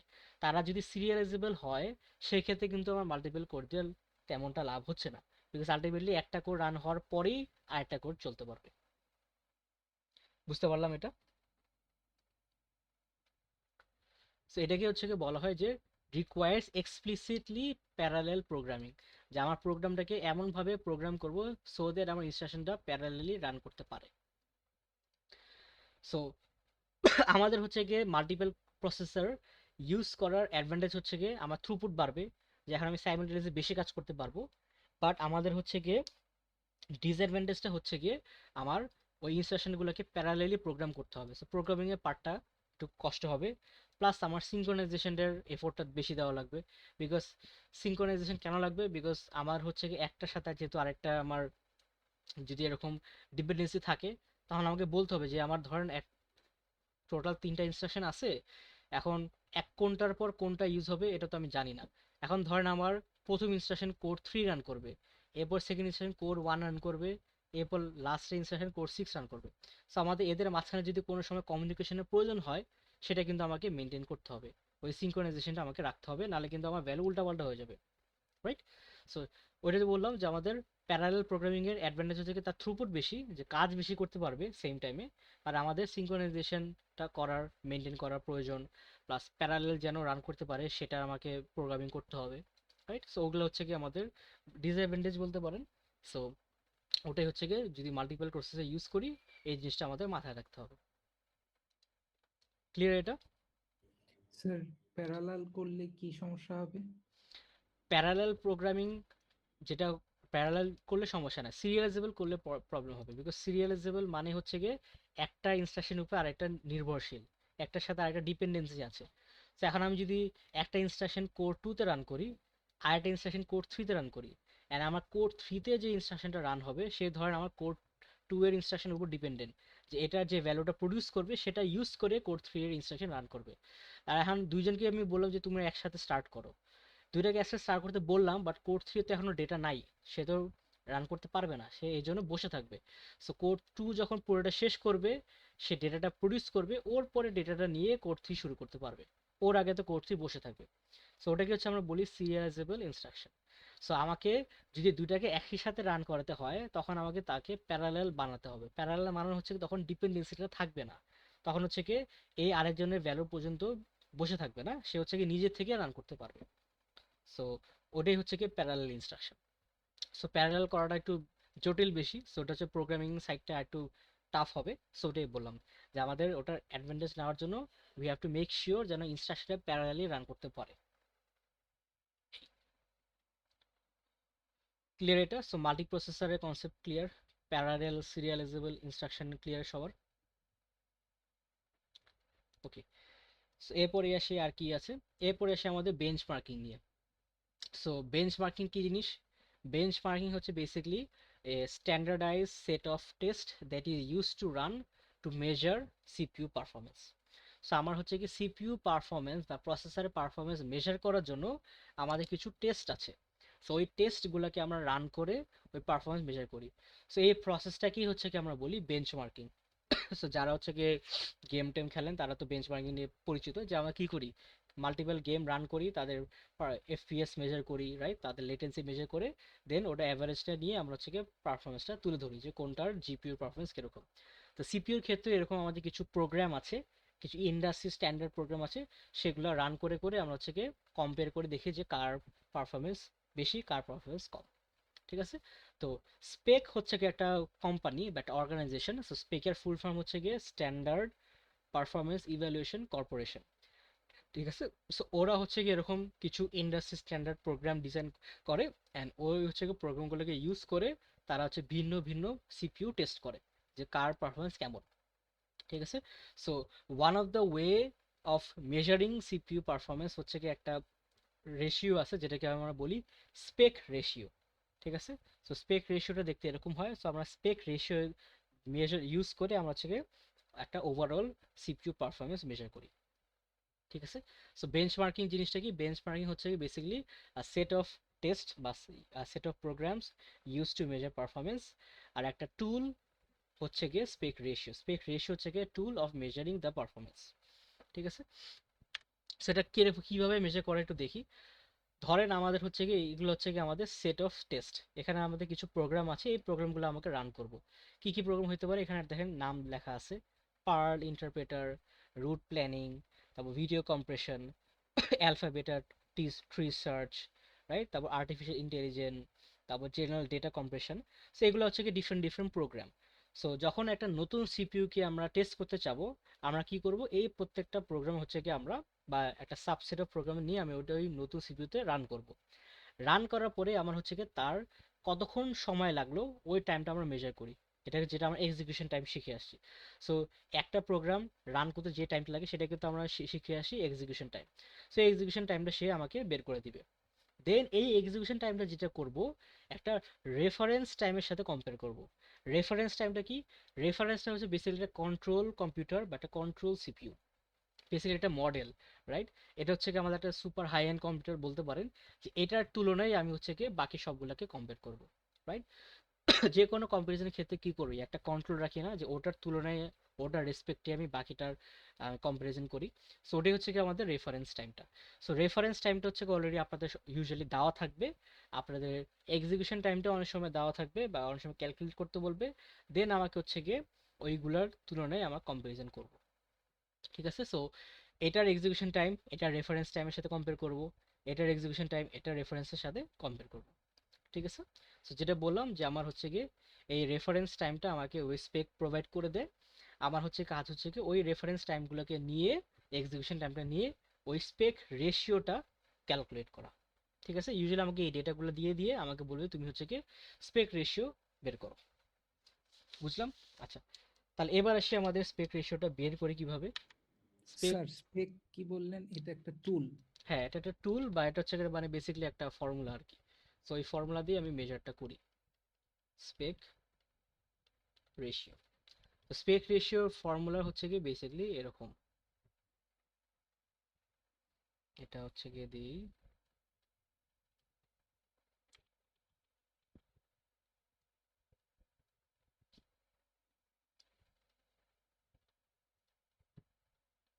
এটা হচ্ছে গিয়ে generalise formula execution time ratio.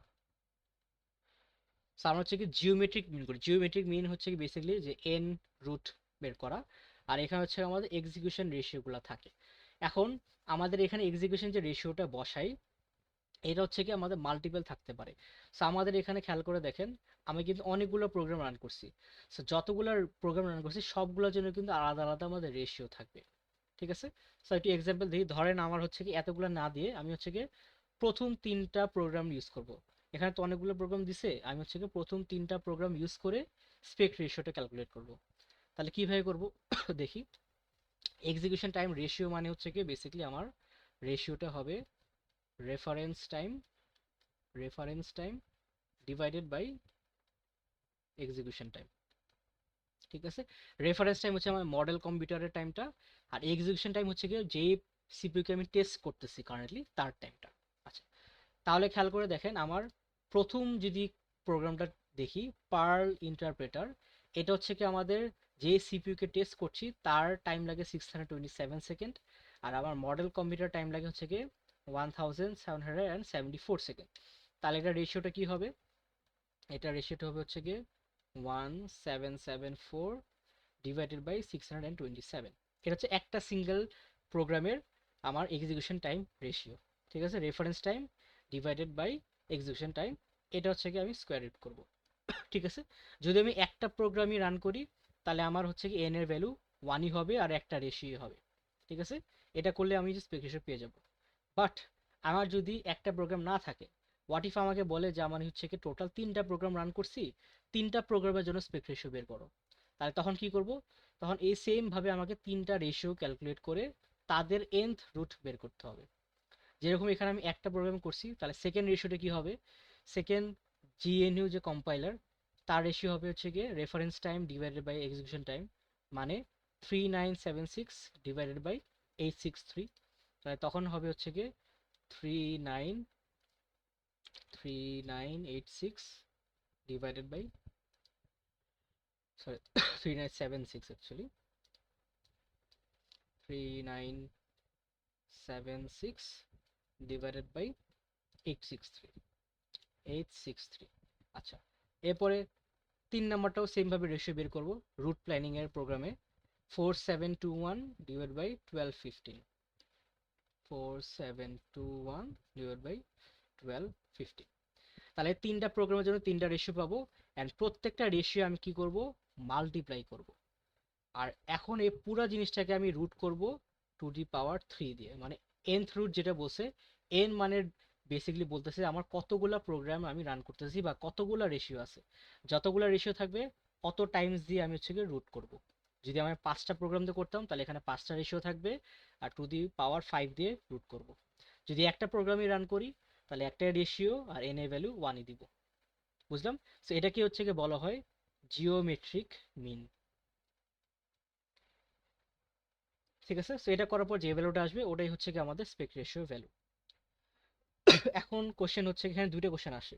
First of all, কেন আমরা জিওমেট্রিক মিন ইউজ করি, why not normal arithmetic mean, right?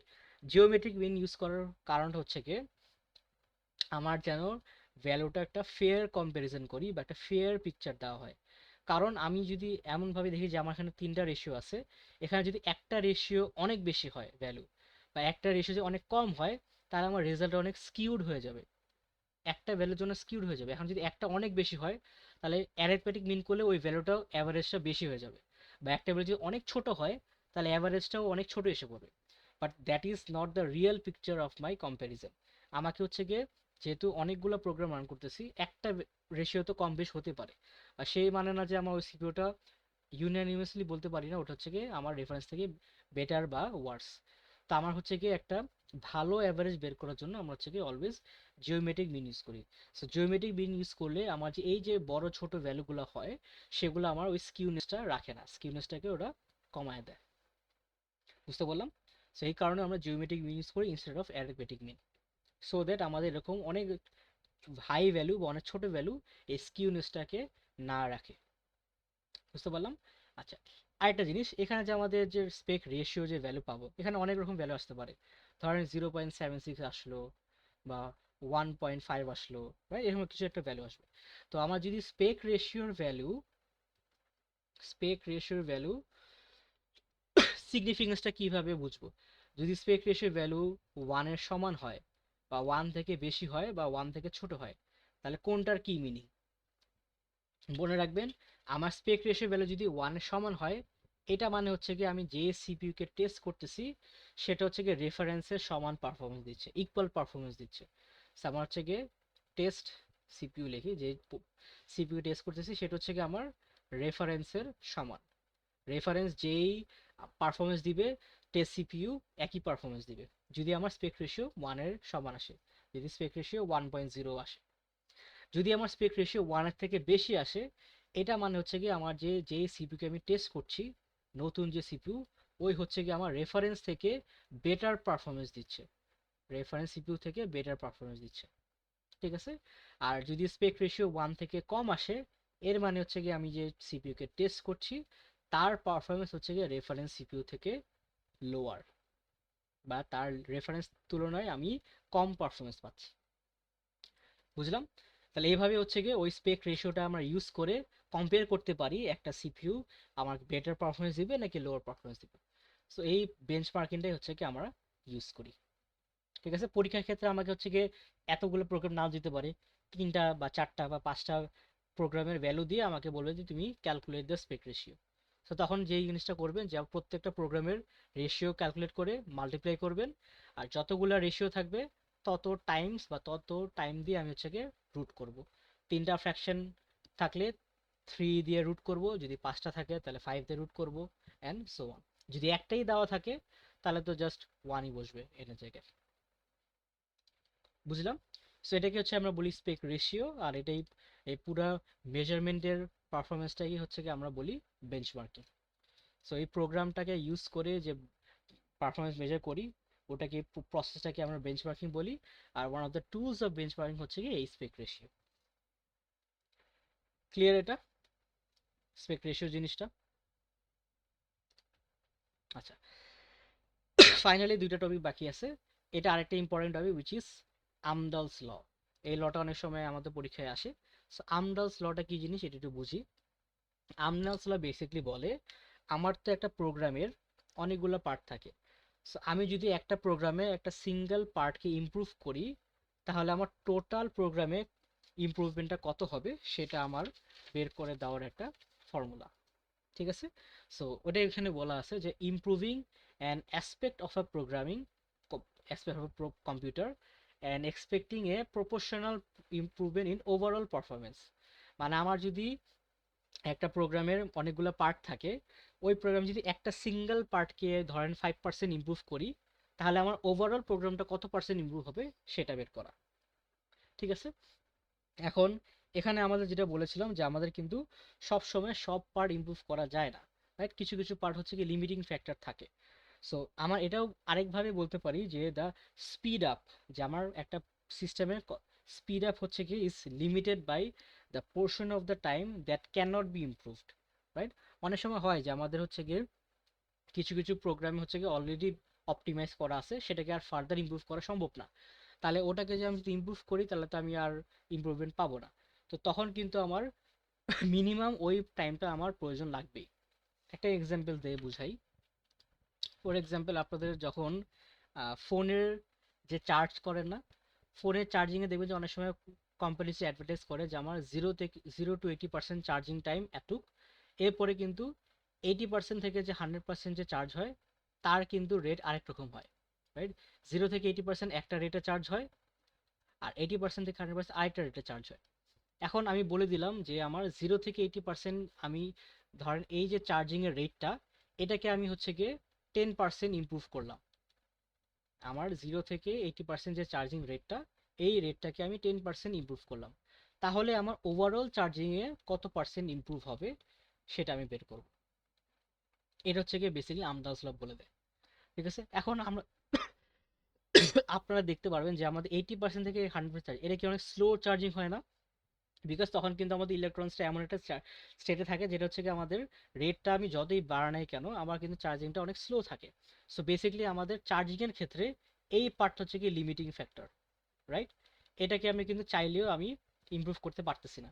So তখন আমার কিন্তু এই যে টাইমটা লাগবে এটা তো আমার অলওয়েজ লিমিটিং থাকবে, যে এখানে যখন বলে দিলাম যে 80 থেকে 100% হচ্ছে কি চার্জ হতে অ্যাটলিস্ট 15 মিনিট টাইম নেয়।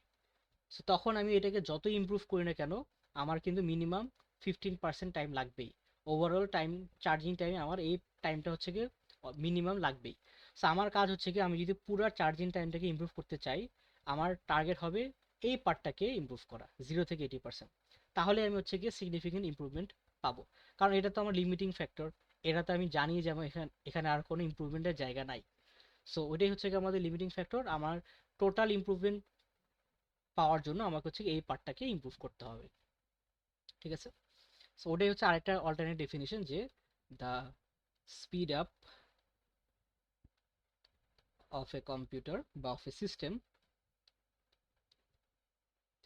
Is limited by the portion that can not be improved. এটা মানে কি সবাই বুঝতে পারছেন? যে আমি একটা প্রোগ্রাম বা একটা সিস্টেমকে যদি ইমপ্রুভ করতে হয়, ওটার লিমিটিং ফ্যাক্টর হচ্ছে গিয়ে যে পার্টটাকে আর ইমপ্রুভ করা যাচ্ছে না। সো চার্জিং এর ক্ষেত্রে এই পার্টটা ইমপ্রুভ করতে পারবো না। সো আমি যতই স্পিড আপ করি না কেন আমার কিন্তু এটাই কিন্তু ওই স্পিডটাকে লিমিট করে দিবে। সো ওটাই বলা হয়েছে the speed up of a system is limited by the portion that cannot be improve. So এই চার্জিং এর ক্ষেত্রে আমার এই পোর্শনটা হচ্ছে গিয়ে আমার লিমিট করে দিবে টোটাল ইমপ্রুভমেন্টের ক্ষেত্রে। ঠিক আছে, অথবা আমার যেটা স্লাইডের ডেফিনেশন দেওয়া আছে যে improving a single aspect of a computer and expecting A proportional improvement in overall performance. যা আমি হচ্ছে গিয়ে এই অ্যাসপেক্টটাকে আমি যদি 20% ইমপ্রুভ করি তাহলে আমার ওভারঅল কত পার্সেন্ট ইমপ্রুভ হবে সেটা, যে টোটাল ওভারঅলও কি 20% বাড়বে নাকি অন্য পরিমাণে বাড়বে, সেই ভ্যালুটা বের করার জন্য হচ্ছে কি আমরা আমদালস লটা ইউজ করি। ঠিক আছে, আমদালস লটা কি সবাই বুঝতে পারছি? হোয়াট ইজ আমদালস ল? আমদালস লটা এটাও বলতে পারেন অথবা আপনারা চাইলে এটাও বলতে পারেন, বোথ ডেফিনেশনস আর কারেক্ট। অনেক সময় আমাকে বলে যে define Amdahl's law in your own words, তখন আমাকে একভাবে বুঝায় বলতে পারলেই হবে যে আমদালস ল মানেটা কি। আমদালস ল মানে হচ্ছে কি বেসিক্যালি একটা সিস্টেমের একটা সিঙ্গেল পার্টকে ইমপ্রুভ করলে টোটাল কত ওভারঅল পারফরমেন্সটা বাড়বে সেটা, অথবা আমার একটা ফুল ওভারঅল পারফরমেন্স ইমপ্রুভমেন্টটা হচ্ছে কি is limited by the part that can not be improve further. So অনেক সময় হয় যে আমাদের এক একটা সিস্টেমের কিছু কিছু পার্ট অলরেডি অপটিমাইজ, এটাকে আর ফার্দার ইমপ্রুভ করা সম্ভব না। সো আমি ওভারঅল পারফরমেন্স যতই বাড়ায় না কেন আমার ওই পার্টটা তো সেমই থাকতেছে। So that is my limiting part. So both wedge তুমি হচ্ছে এক্সপ্লেন করতে পারবা এই আমদাস লটাকে। আচ্ছা, তাহলে এবার আসি আমদাস ল এর ফর্মুলাটা কি আর ম্যাথ কিভাবে আমরা সলভ করি। সো এটা হচ্ছে আমাদের আমদাস ল এর ফর্মুলা, যে টি হচ্ছে কি বেসিক্যালি আমার time. So time improved is equals to time affected divided by the improvement factor plus time unaffected. আচ্ছা, তাহলে এটার একটা ম্যাথ দেখি, তাহলে বুঝতে ইজি হবে। তাহলে আগে ফর্মুলাটাকে লিখে নিই। So time improved equals to time affected divided by improvement factor, যেটা হচ্ছে আমরা ইউজুয়ালি n দিয়ে ডিনোট করি, প্লাস টাইম আনএফেক্টেড। আচ্ছা, কোনটা কি মিন করে এটা কোশ্চেন দিয়েই আমরা বুঝি। ধরেন আমাকে বলে দিল program a program takes 100 seconds to fully execute। ঠিক আছে, একটা প্রোগ্রাম হচ্ছে গিয়ে টোটাল 100 সেকেন্ডস লাগে ফুললি এক্সিকিউশন হওয়ার জন্য। এখানে আমি বলে দিলাম যে 60% of the time 60% of the time is spent on multiplication operation। ঠিক আছে, এই টোটাল 100 সেকেন্ডের মধ্যে আমার 60% অফ দ্য টাইম সে হচ্ছে গিয়ে এই প্রোগ্রামটা মাল্টিপ্লিকেশন করে। ঠিক আছে, আর বলে দিলাম যে remaining 40% of the time is spent on ধরেন অ্যাডিশন।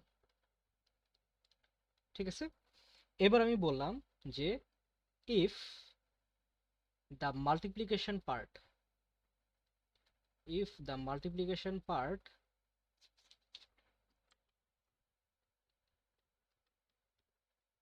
বা মাল্টিপ্লিকেশন যে সেগমেন্টটা আছে ওটার যে প্রোগ্রামটা, if the multiplication part is improved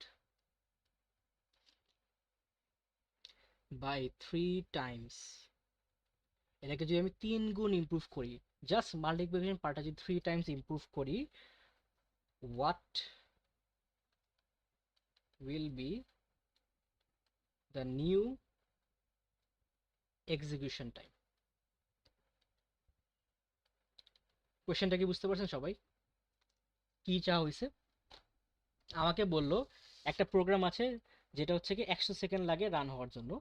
এবার আমাকে বললো যে এই 100 সেকেন্ডের মধ্যে 60% টাইম হচ্ছে গিয়ে মাল্টিপ্লিকেশন করে, 40% টাইম হচ্ছে অ্যাডিশন করে। এখন এটা আমাকে বলে দিল যে আমার এই যে 60% অফ দ্য টাইম মাল্টিপ্লিকেশন করে, এই মাল্টিপ্লিকেশন পার্টটাকে আমি যদি 3 গুণ ইমপ্রুভ করি, তাহলে আমার টোটাল টাইম এখন কতটুকু ইমপ্রুভ হবে, টোটাল নিউ এক্সিকিউশন টাইমটা কত হবে। আগে যেটা 100 সেকেন্ড লাগতো, এখন এই মাল্টিপ্লিকেশন 3 গুণ ইমপ্রুভ করলে আমার এক্সিকিউশন টাইমটা কত হবে, এটাই হচ্ছে কি আমাকে বের করতে বলছে। অ্যান্ড এটাই হচ্ছে আমরা আমদালস ল দিয়ে করতে পারি। ঠিক আছে, তাহলে এটা একটু এখানে করি। সো আমাদের ফর্মুলা কি ছিল? Time improved equals to T affected by improvement factor plus T unaffected.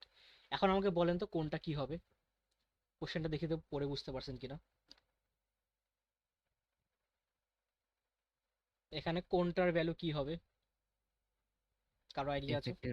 Affected time 60 second হবে, আর হচ্ছে আনএফেক্টেড 40 সেকেন্ড হবে। আচ্ছা, সো এখানে যে টি এফেক্টেড আর আনএফেক্টেড ছিল, এটা মানে কি বোঝায় যে আমার যাকে আমি ইমপ্রুভ করব সেটা হচ্ছে কি আমার এফেক্টেড টাইমটা, আর যাকে আমি ধরবো না, যেরকম এখানে অ্যাডিশন তো কিন্তু আমি ধরতেছি না, অ্যাডিশন যা আছে তাই থাকতেছে, সো অ্যাডিশনের টাইমটাকে আমি আনএফেক্টেড ধরবো। আর ইমপ্রুভ হচ্ছে কি আমার নিউ যে ইমপ্রুভ টাইমটা সেটা আমাকে ক্যালকুলেট করতে বলছে।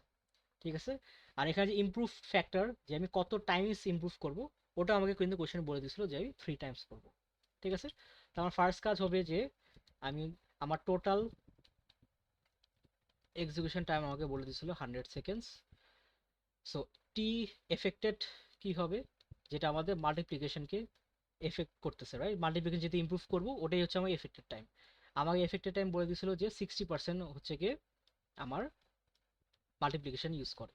তাহলে 60% অফ 100 সেকেন্ড করলে আমার 60 সেকেন্ড আসবে। দেন আমার টি আনএফেক্টেড বের করি। টি আনএফেক্টেড কি হবে, এটা হচ্ছে বেসিক্যালি অ্যাডিশনের টাইম, যেহেতু অ্যাডিশনটা আমি কিছু চেঞ্জ করতেছি না। অ্যাডিশন আমি কি বলে দিছিল, এটা হচ্ছে কি আমার টোটাল প্রোগ্রামের 40% টাইম খায়। তাহলে এটা কি কত হবে? 40 সেকেন্ড হবে।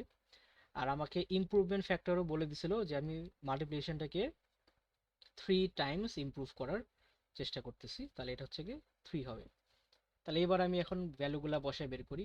So T improved will be, T affected হচ্ছে 60 সেকেন্ডস, ইমপ্রুভমেন্ট ফ্যাক্টর 3, আর টি আনএফেক্টেড হচ্ছে কি 40। তাহলে কত আসবে? এটা আসবে 20, এটা আসবে 40। সো আলটিমেটলি টি ইমপ্রুভ কত আসতেছে? 60 সেকেন্ড। তার মানে এটাই বোঝাচ্ছে যে যেই প্রোগ্রামটা আগে 100 সেকেন্ড লাগতো রান করার জন্য, ওইখানের আমার যদি মাল্টিপ্লিকেশনের পার্টটাকে 3 টাইমস ইমপ্রুভ করি, তাহলে এখন আমার ওভারঅল নিউ টাইমটা হচ্ছে কি 60 সেকেন্ডস লাগবে, বুঝলাম? সো এটাই হচ্ছে কি আমার আমলাস লয়ের ফর্মুলা দিয়ে এভাবে ম্যাথ আসে। ক্লিয়ার? এখন এটা অন্যভাবে কোশ্চেনটা করতে পারতো, যে এবার আমাকে ধরেন টি ইমপ্রুভের ভ্যালুটা বলে দিছে, আমাকে ইমপ্রুভমেন্ট ফ্যাক্টর বের করতে বললো।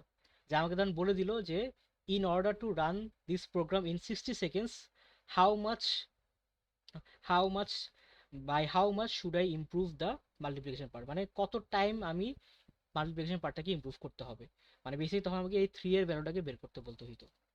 ঠিক আছে? সো এভাবে আমাকে হচ্ছে কি যে কোনো একটা আননোন রেখে বাকিগুলো ইনফরমেশন দিয়ে দিবে, ওই আননোনটাকে বের করতে হবে।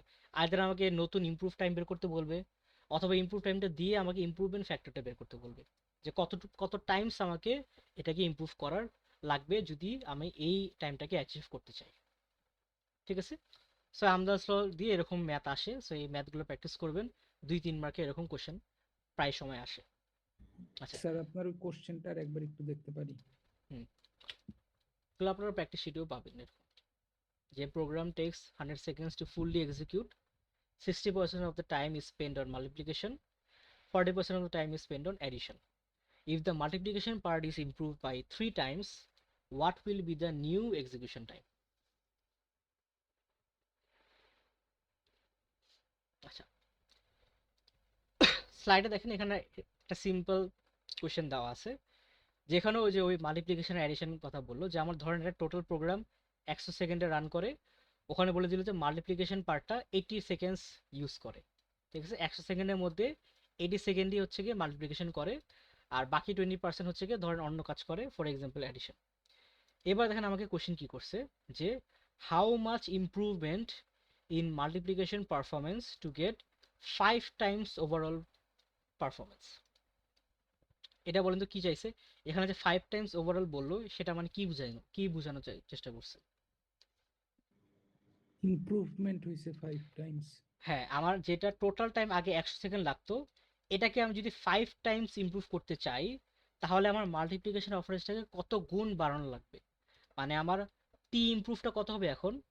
100 এ যদি 5 টাইমস ইমপ্রুভ করি তাহলে কত হবে? 20 সেকেন্ডস হবে না? আগে যেটা 100 সেকেন্ড লাগতো, আগে যেটা আমার হচ্ছে গিয়ে 100 সেকেন্ডস প্রয়োজন হইতো, এটাকে যদি আমি 5 টাইমস ইমপ্রুভ করি, তাহলে আমার এখন নিউ টাইম হচ্ছে কি 20 সেকেন্ডস। আমার এই 20 সেকেন্ডস অ্যাচিভ করার জন্য আমার যে মাল্টিপ্লিকেশনটা করব, সেটাকে আমি এই কত টাইমস ইমপ্রুভ করলে এই 20 সেকেন্ডসটা অ্যাচিভ করা সম্ভব। ঠিক আছে? তো তাহলে আমার এখানে দেখেন আমাকে বলে দিছিল যে মাল্টিপ্লিকেশন কত টাইম ছিল, এই 100 সেকেন্ডের মধ্যে মাল্টিপ্লিকেশন 80 সেকেন্ডস নিত, আর বাকি 20 সেকেন্ড হচ্ছে কি আদার্স কাজ করতো। তাহলে আমার টি এফেক্টেড কত হবে? 80 সেকেন্ডস।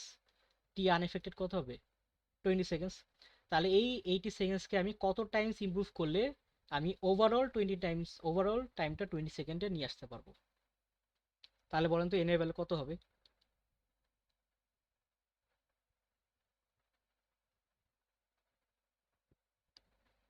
কি ক্যালকুলেট করে বলেন কত আসে?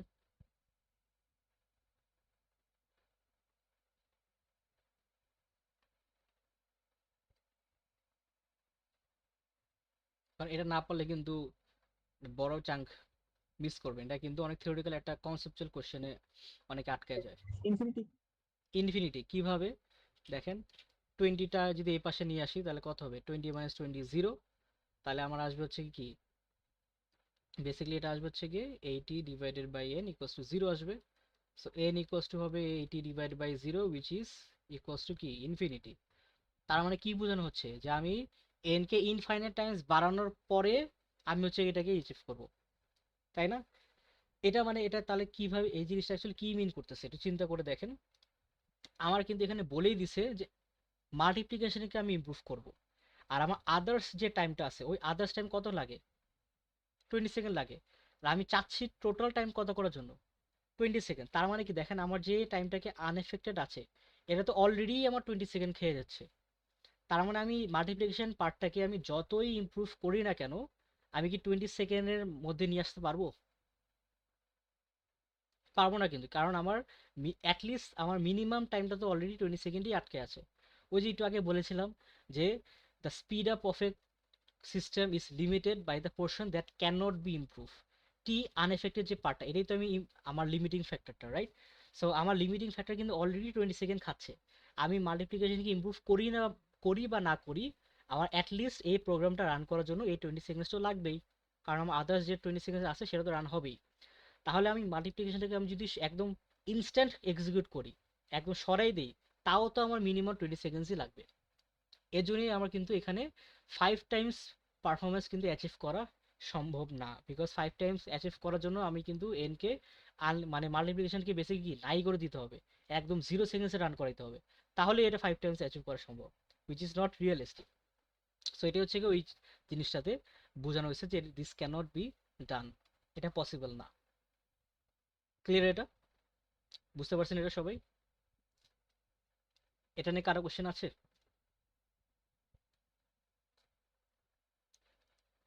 তো অনেক সময় কিন্তু এইভাবে কনসেপচুয়াল কোশ্চেন আসে যে আমার হচ্ছে গিয়ে হায়েস্ট কতটুক আমি ইমপ্রুভ করতে পারবো আমার হচ্ছে গিয়ে এই অনুযায়ী আমার যে গিভেন ইনফরমেশন আছে, গিভেন যে প্রোগ্রাম টাইমটা আছে, আমি হায়েস্ট কতটুক ইমপ্রুভ করতে পারবো।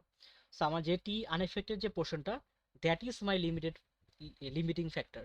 ওটা হচ্ছে কি আমার অ্যাটলিস্ট ওই টাইমটা আমার কনজিউম করবেই, ঠিক আছে? সো ওইটাকে বাদ দিয়ে আমাকে দেখতে হবে যে আমি কতটুক ইমপ্রুভ করতে পারি। সো আমলাস ল বুঝতে পারলাম সবাই? এটার ম্যাথ কিরকম আসতে পারে? এনি কোয়েশ্চেন্স এটা নিয়ে? সো আমদাস ল এর এরকম ডেফিনেশন আসতে পারে, জিজ্ঞেস করতে পারে যে explain Amdahl's law in your own words, explain করবেন, অ্যান্ড এভাবে করে এরকম ম্যাথমেটিক্যাল কোশ্চেন আসতে পারে। স্যার লিমিটিং ফ্যাক্টরটা কখনোই রিডিউস করা যাবে না, এই তো? হ্যাঁ, এটাই লিমিটিং ফ্যাক্টর, মানে ইমপ্রুভ করা যায় না, অ্যান্ড আমার ইমপ্রুভমেন্টটা হচ্ছে গিয়ে is limited by that time. আমি সিস্টেমকে যতই ইমপ্রুভ করি না কেন, আমার ওই লিমিটিং ফ্যাক্টর তো থেকে যায়। সো ওটাই হচ্ছে গিয়ে মিনিমাম টাইম আমার খাবেই। সো ওইটা বাদে আমার বাকি যে রিমেইনিং পার্টটা আছে, ওইটাকে আমি কতটুকু ইমপ্রুভ করলে আমার ওভারঅল পারফরমেন্স বাড়বে, সেটাই হচ্ছে কি ক্যালকুলেশন পার্টটাই, ওটাকেই আমরা আমদাস ল বলি, ঠিক আছে? এই সো ফাইনাল এখানে একটা টপিকই বাকি আছে, উইচ ইজ মিপস। মিপস, এটা কিন্তু মিপস ইয়া না, আর্কিটেকচার না, আমাদের মিপস একটা আলাদা আর্কিটেকচার আছে, দ্যাট ইজ নট দিস মিপস। এই মিপস হচ্ছে বেসিক একটা পারফরমেন্স মেট্রিক। আচ্ছা, এটা মানে কি, একটু আগে অন্য জিনিস দেখে আসি তাহলে বুঝতে হবে। সো আপনারা হচ্ছে গিয়ে ফিজিক্সে যেরকম স্পিড পড়ছেন, স্পিডের আমার ইউনিট কি কি দেখছেন? মিটার পার সেকেন্ড, তারপরে কিলোমিটার পার আওয়ার, এরকম দেখছেন না? স্যার ধরেন আমি বললাম একটা স্পিডের ইউনিট হচ্ছে গিয়ে মিটার পার সেকেন্ড। এখন এটাকে আমি যদি মিনিটে হিসাব করতে চাই, তাহলে কি করব এই ইউনিটকে? সেকেন্ডটাকে মিনিটে সেকেন্ডটাকে মিনিটে করব, রাইট? তো তখন কি করতে হবে? 60 দিয়ে কি মাল্টিপ্লাই করলে কি মিনিটে আসবে না? আচ্ছা, তাহলে আমি এখানে কি পাবো? কিলোমিটার পার মিনিট পাবো। এখন আমি যদি কিলোমিটার পার মিনিট থেকে কিলোমিটার পার আওয়ারে নিতে চাই, তাহলে কি করব? আবার 60 দিয়ে গুণ করব, রাইট? তাহলে কি পাবো? Kilometre per hour, right? বা এটা কি আমি ভুল লিখছি, মনে হয় আমি উল্টা লিখছি, এটা হচ্ছে কি ডিভিশন হবে মনে হয়। আচ্ছা, সো বেসিক্যালি আমাকে যে জিনিসটা করতে হবে, ওই ইউনিটটা আমার চেঞ্জ হচ্ছে, রাইট? তাহলে আমার হচ্ছে কি এভাবে আমি ইউনিটগুলো চেঞ্জ হচ্ছি। সো এটা হচ্ছে স্পিডের ক্ষেত্রে। এখন আমার কম্পিউটারের ক্ষেত্রে কিভাবে রান করি? কম্পিউটার হচ্ছে কি মেজার করে instruction per second, instructions per second, যে 1 সেকেন্ডে সে কতগুলো ইনস্ট্রাকশন এক্সিকিউট করতে পারে, ঠিক আছে? এটা হচ্ছে কি তার unit. So instruction per second. এখন আমি চাচ্ছি এটাকে থাউজেন্ডস অফ ইনস্ট্রাকশন দিয়ে মেজার করব, যে ইনস্টেড অফ এক নাম্বার অফ ইনস্ট্রাকশনটাকে আমি ইন টার্মস অফ থাউজেন্ড দিয়ে মেজার করব। তাহলে কি করতে পারি? আমি 1000 দিয়ে যদি মাল্টিপ্লাই করে দিই বা ডিভাইড করি, তাহলে আলটিমেটলি এখানে আমি কি পাবো? এটা হচ্ছে আমি পাবো thousands of instruction per second. এটা হচ্ছে ইন টার্মস অফ থাউজেন্ড হচ্ছে কি আমার মেজার হচ্ছে, তাই না? আর আমি যদি আরো বেশি চাই, ধর আমি চাচ্ছি যে millions of instruction per second বের করবো, ইন টার্মস অফ মিলিয়ন্স বের করবো, তাহলে তখন আমি কি করব? তখন হচ্ছে কি আমি 10⁶ দিয়ে মাল্টিপ্লাই করব, রাইট? তাহলে আমি এখানে কি পাবো? Millions of instruction per second. বুঝতে পারলাম? যেরকম আপনাদের ওয়েটের ক্ষেত্রে কি হয়, ওয়েট হচ্ছে কি আমাদের ইউজুয়ালি কি গ্রামসে মেজার করি, এটা আমি যদি কিলোগ্রামে মেজার করতে চাই তাহলে কি করব, এটাকে 1000 দিয়ে ভাগ দিব, রাইট? যদি টানে মেজার করতে চাই তাহলে কি আরো বেশি ভাগ দিব, রাইট? সো এভাবেও মানে বেসিক্যালি আমি ইউনিটের ভ্যালুটা চেঞ্জ করা যায় ইন টার্মস অফ কত মেজার করতে চাচ্ছি, গ্রামে নাকি কিলোগ্রামে নাকি আমার হচ্ছে কি টানজে নাকি অন্য কিছুতে, রাইট? ডিস্টেন্সের ক্ষেত্রে আমি কি মিটারে, ডিস্টেন্সের ক্ষেত্রে মিটারে মেজার করব নাকি কিলোমিটারে মেজার করব নাকি অন্য কিছুতে মেজার করব। সেম ওয়েতে কম্পিউটার যেহেতু ইনস্ট্রাকশন মেজার করে, আমাদের ইউজুয়ালি হচ্ছে কি এত মিলিয়ন্স অফ ইনস্ট্রাকশন থাকে। সো নর্মাল ইনস্ট্রাকশন ইউজ করলে ভ্যালুটা অনেক বড় হয়ে যায়। এর জন্য আমরা কি করি, এটাকে আমরা মিলিয়ন্স অফ ইনস্ট্রাকশনে মেজার করি, ইউনিটটা হচ্ছে কি বিলিয়ন্সে রাখি, ঠিক আছে? এর জন্য ওটাকেই হচ্ছে কি বলা হয় মিপস, ইউনিটটাকে বলা হয় মিপস। মিপসের ফুল ফর্মই হচ্ছে গিয়ে millions of instruction per second. বুঝতে পারলাম? সো মিপস হচ্ছে বেসিক্যালি একটা মেট্রিক বা একটা ইউনিট।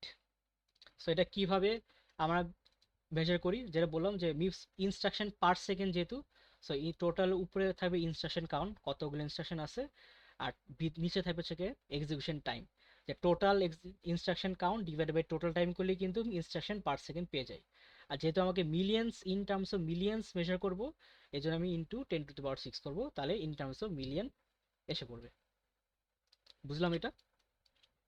তাহলে আমাদের মিপসের ফর্মুলা হচ্ছে গিয়ে instruction count divided by execution time into 10⁶। তাহলে আমাদের এটা এসে পড়ে। এখন এটাকে আরেকটু সিম্পলিফাই করতে পারি, এক্সিকিউশন টাইমটা হচ্ছে আমাদের বেসিক্যালি সিপিইউ টাইম। এখন সিপিইউ টাইমের ফর্মুলা আমরা প্রিভিয়াস ক্লাসে শিখে আসছিলাম, এটা হচ্ছে basically instruction count into CPI divided by clock rate. এটা আমরা প্রিভিয়াস ক্লাসে দেখে আসছি, রাইট? এই যে এখানে এই যে সিপিইউ টাইম হচ্ছে গিয়ে instruction count multiplied by CPI divide by clock rate. এটাই হচ্ছে আমরা এক্সিকিউশন টাইম বলেন বা সিপিইউ টাইম বলেন, সেম জিনিস। তাহলে আমি এখন যদি এই জিনিসটাকে আমি এখানে রিপ্লেস করে দিই তাহলে কি আসবে, ইনস্ট্রাকশন কাউন্টের জায়গায় থাকবে এক্সিকিউশন টাইমের জায়গায় এই পুরো জিনিসটা বসবে। সো এক্সিকিউশন জায়গায় এটা বসাই দিই ক্লক রেট ইন্টু 10⁶। তাহলে কি হবে, এই আইসি কেটে যাবে, তাহলে আলটিমেটলি কি থাকবে, ক্লক রেটটা উপরে চলে আসবে। তাহলে আসবে হচ্ছে clock rate divided by CPI into 10⁶। এটাই হচ্ছে আমাদের মিপসের সিম্পলিফাইড ফর্মুলা। দেখেন এটাই ফাইনালি এটাই পাওয়া হয়েছে। সো এটাকে রিপ্লেস করে দেওয়ার পরে সিম্পলিফাই করলে এটাই আসে। সো আমাকে যদি এখন বলে যে একটা কম্পিউটার এতগুলো ইনস্ট্রাকশন রান করে, তার এতগুলো ইনস্ট্রাকশন রান করতে তার এত এত পরিমাণ টাইম লাগে, তাহলে আমাকে যদি এখন জিজ্ঞেস করে যে find the MIPS metric of this computer, তখন কি করব, তখন এইভাবে করে হচ্ছে instruction count divide by execution time into 10⁶ করলেই আমি মিলিয়ন্সে পেয়ে যাব। অথবা আমাকে যদি ক্লক রেট দিয়ে দেয়, সিপিআই দিয়ে দেয়, তাহলেও আমি বের করতে পারবো, বিকজ আমার ফর্মুলা দেখলাম যে ডিরাইভ করলে আলটিমেটলি এটাই আসে। সো বুঝতে পারলাম। সো ইউজুয়ালি এটা 1 মার্কের কোয়েশ্চেন আসে, যেটা হচ্ছে কি তুমি মিপসটা তার এই সিপিইউর মিপস বের করো। সো মিপস বের করতে বলে এই ফর্মুলা ইউজ করে আমরা বের করব। ক্লিয়ার এটা? সো আমাদের চ্যাপ্টার 1 বেসিক্যালি শেষ। সো লাস্টে কনক্লুডিং ওইগুলোই সামারি বলে দিছে যে আমাদের হচ্ছে গিয়ে কস্ট পারফরমেন্স হচ্ছে কি ইমপ্রুভ করতেছে, বিকজ আমাদের টেকনোলজি আস্তে আস্তে ইমপ্রুভ করে। তারপর আমাদের অ্যাবস্ট্রাকশন কনসেপ্ট আমরা শিখছি। অ্যাবস্ট্রাকশন বেসিক্যালি হচ্ছে কি লোয়ার লেভেল ডিটেলসগুলো হাইড করে জাস্ট তার প্রয়োজনগুলো শো করা। এরপর আমাদের ইনস্ট্রাকশন সেট আর্কিটেকচার শিখছি, basically the set of instruction একটা আর্কিটেকচারে থাকে, যেটা হচ্ছে কি আমাদের হচ্ছে গিয়ে বেসিক্যালি আমাদের হাই লেভেল থেকে লো লেভেলে আমাদের কনভার্সনের জন্য হেল্প করে ইন্টারফেস হিসাবে। তারপর আমরা দেখলাম যে আমার সিপিইউ পারফরমেন্স মেজার করার বেস্ট ওয়ে হচ্ছে গিয়ে টাইম মেজার করা, এক্সিকিউশন টাইম, যেটা ফর্মুলাতে আমরা ম্যাথ দেখলাম। অ্যান্ড আজকে দেখলাম যে আমাদের power is a limiting factor, যে পাওয়ার হচ্ছে গিয়ে আমাদের পারফরমেন্সকে লিমিট করে। সো ওটাকে ইমপ্রুভ করার জন্য আমাকে কি করতে হবে, প্যারালেলিজম ইন্ট্রোডিউস করতে হয়, যে আমাদের মাল্টিপল কোর নিয়ে আসি, রাইট? পাওয়ার গেটিং ইউজ করতে হয়। এরপর আমাদের আরও অন্য অন্য টেকনিক্স দেখলাম, সেগুলোতে আমরা হচ্ছে গিয়ে পারফরমেন্স ইমপ্রুভ করতে পারি without increasing the power. Clear এটা? সো চ্যাপ্টার 1 নিয়ে কারো কোশ্চেন আছে? So, আমাদের আজকে সবগুলো দেখলাম। সো এখানে দেখি তো আমাদের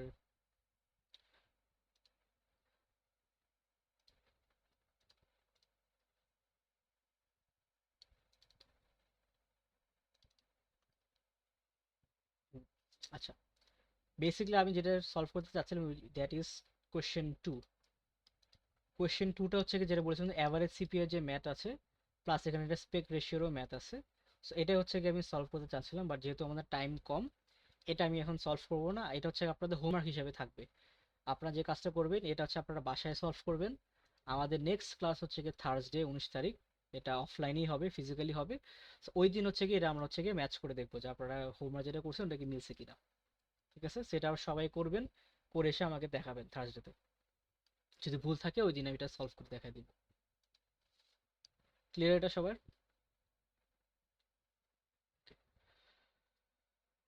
আচ্ছা, আমি অ্যাটেন্ডেন্সটা কল করতেছি, একটু রেসপন্ড করেন।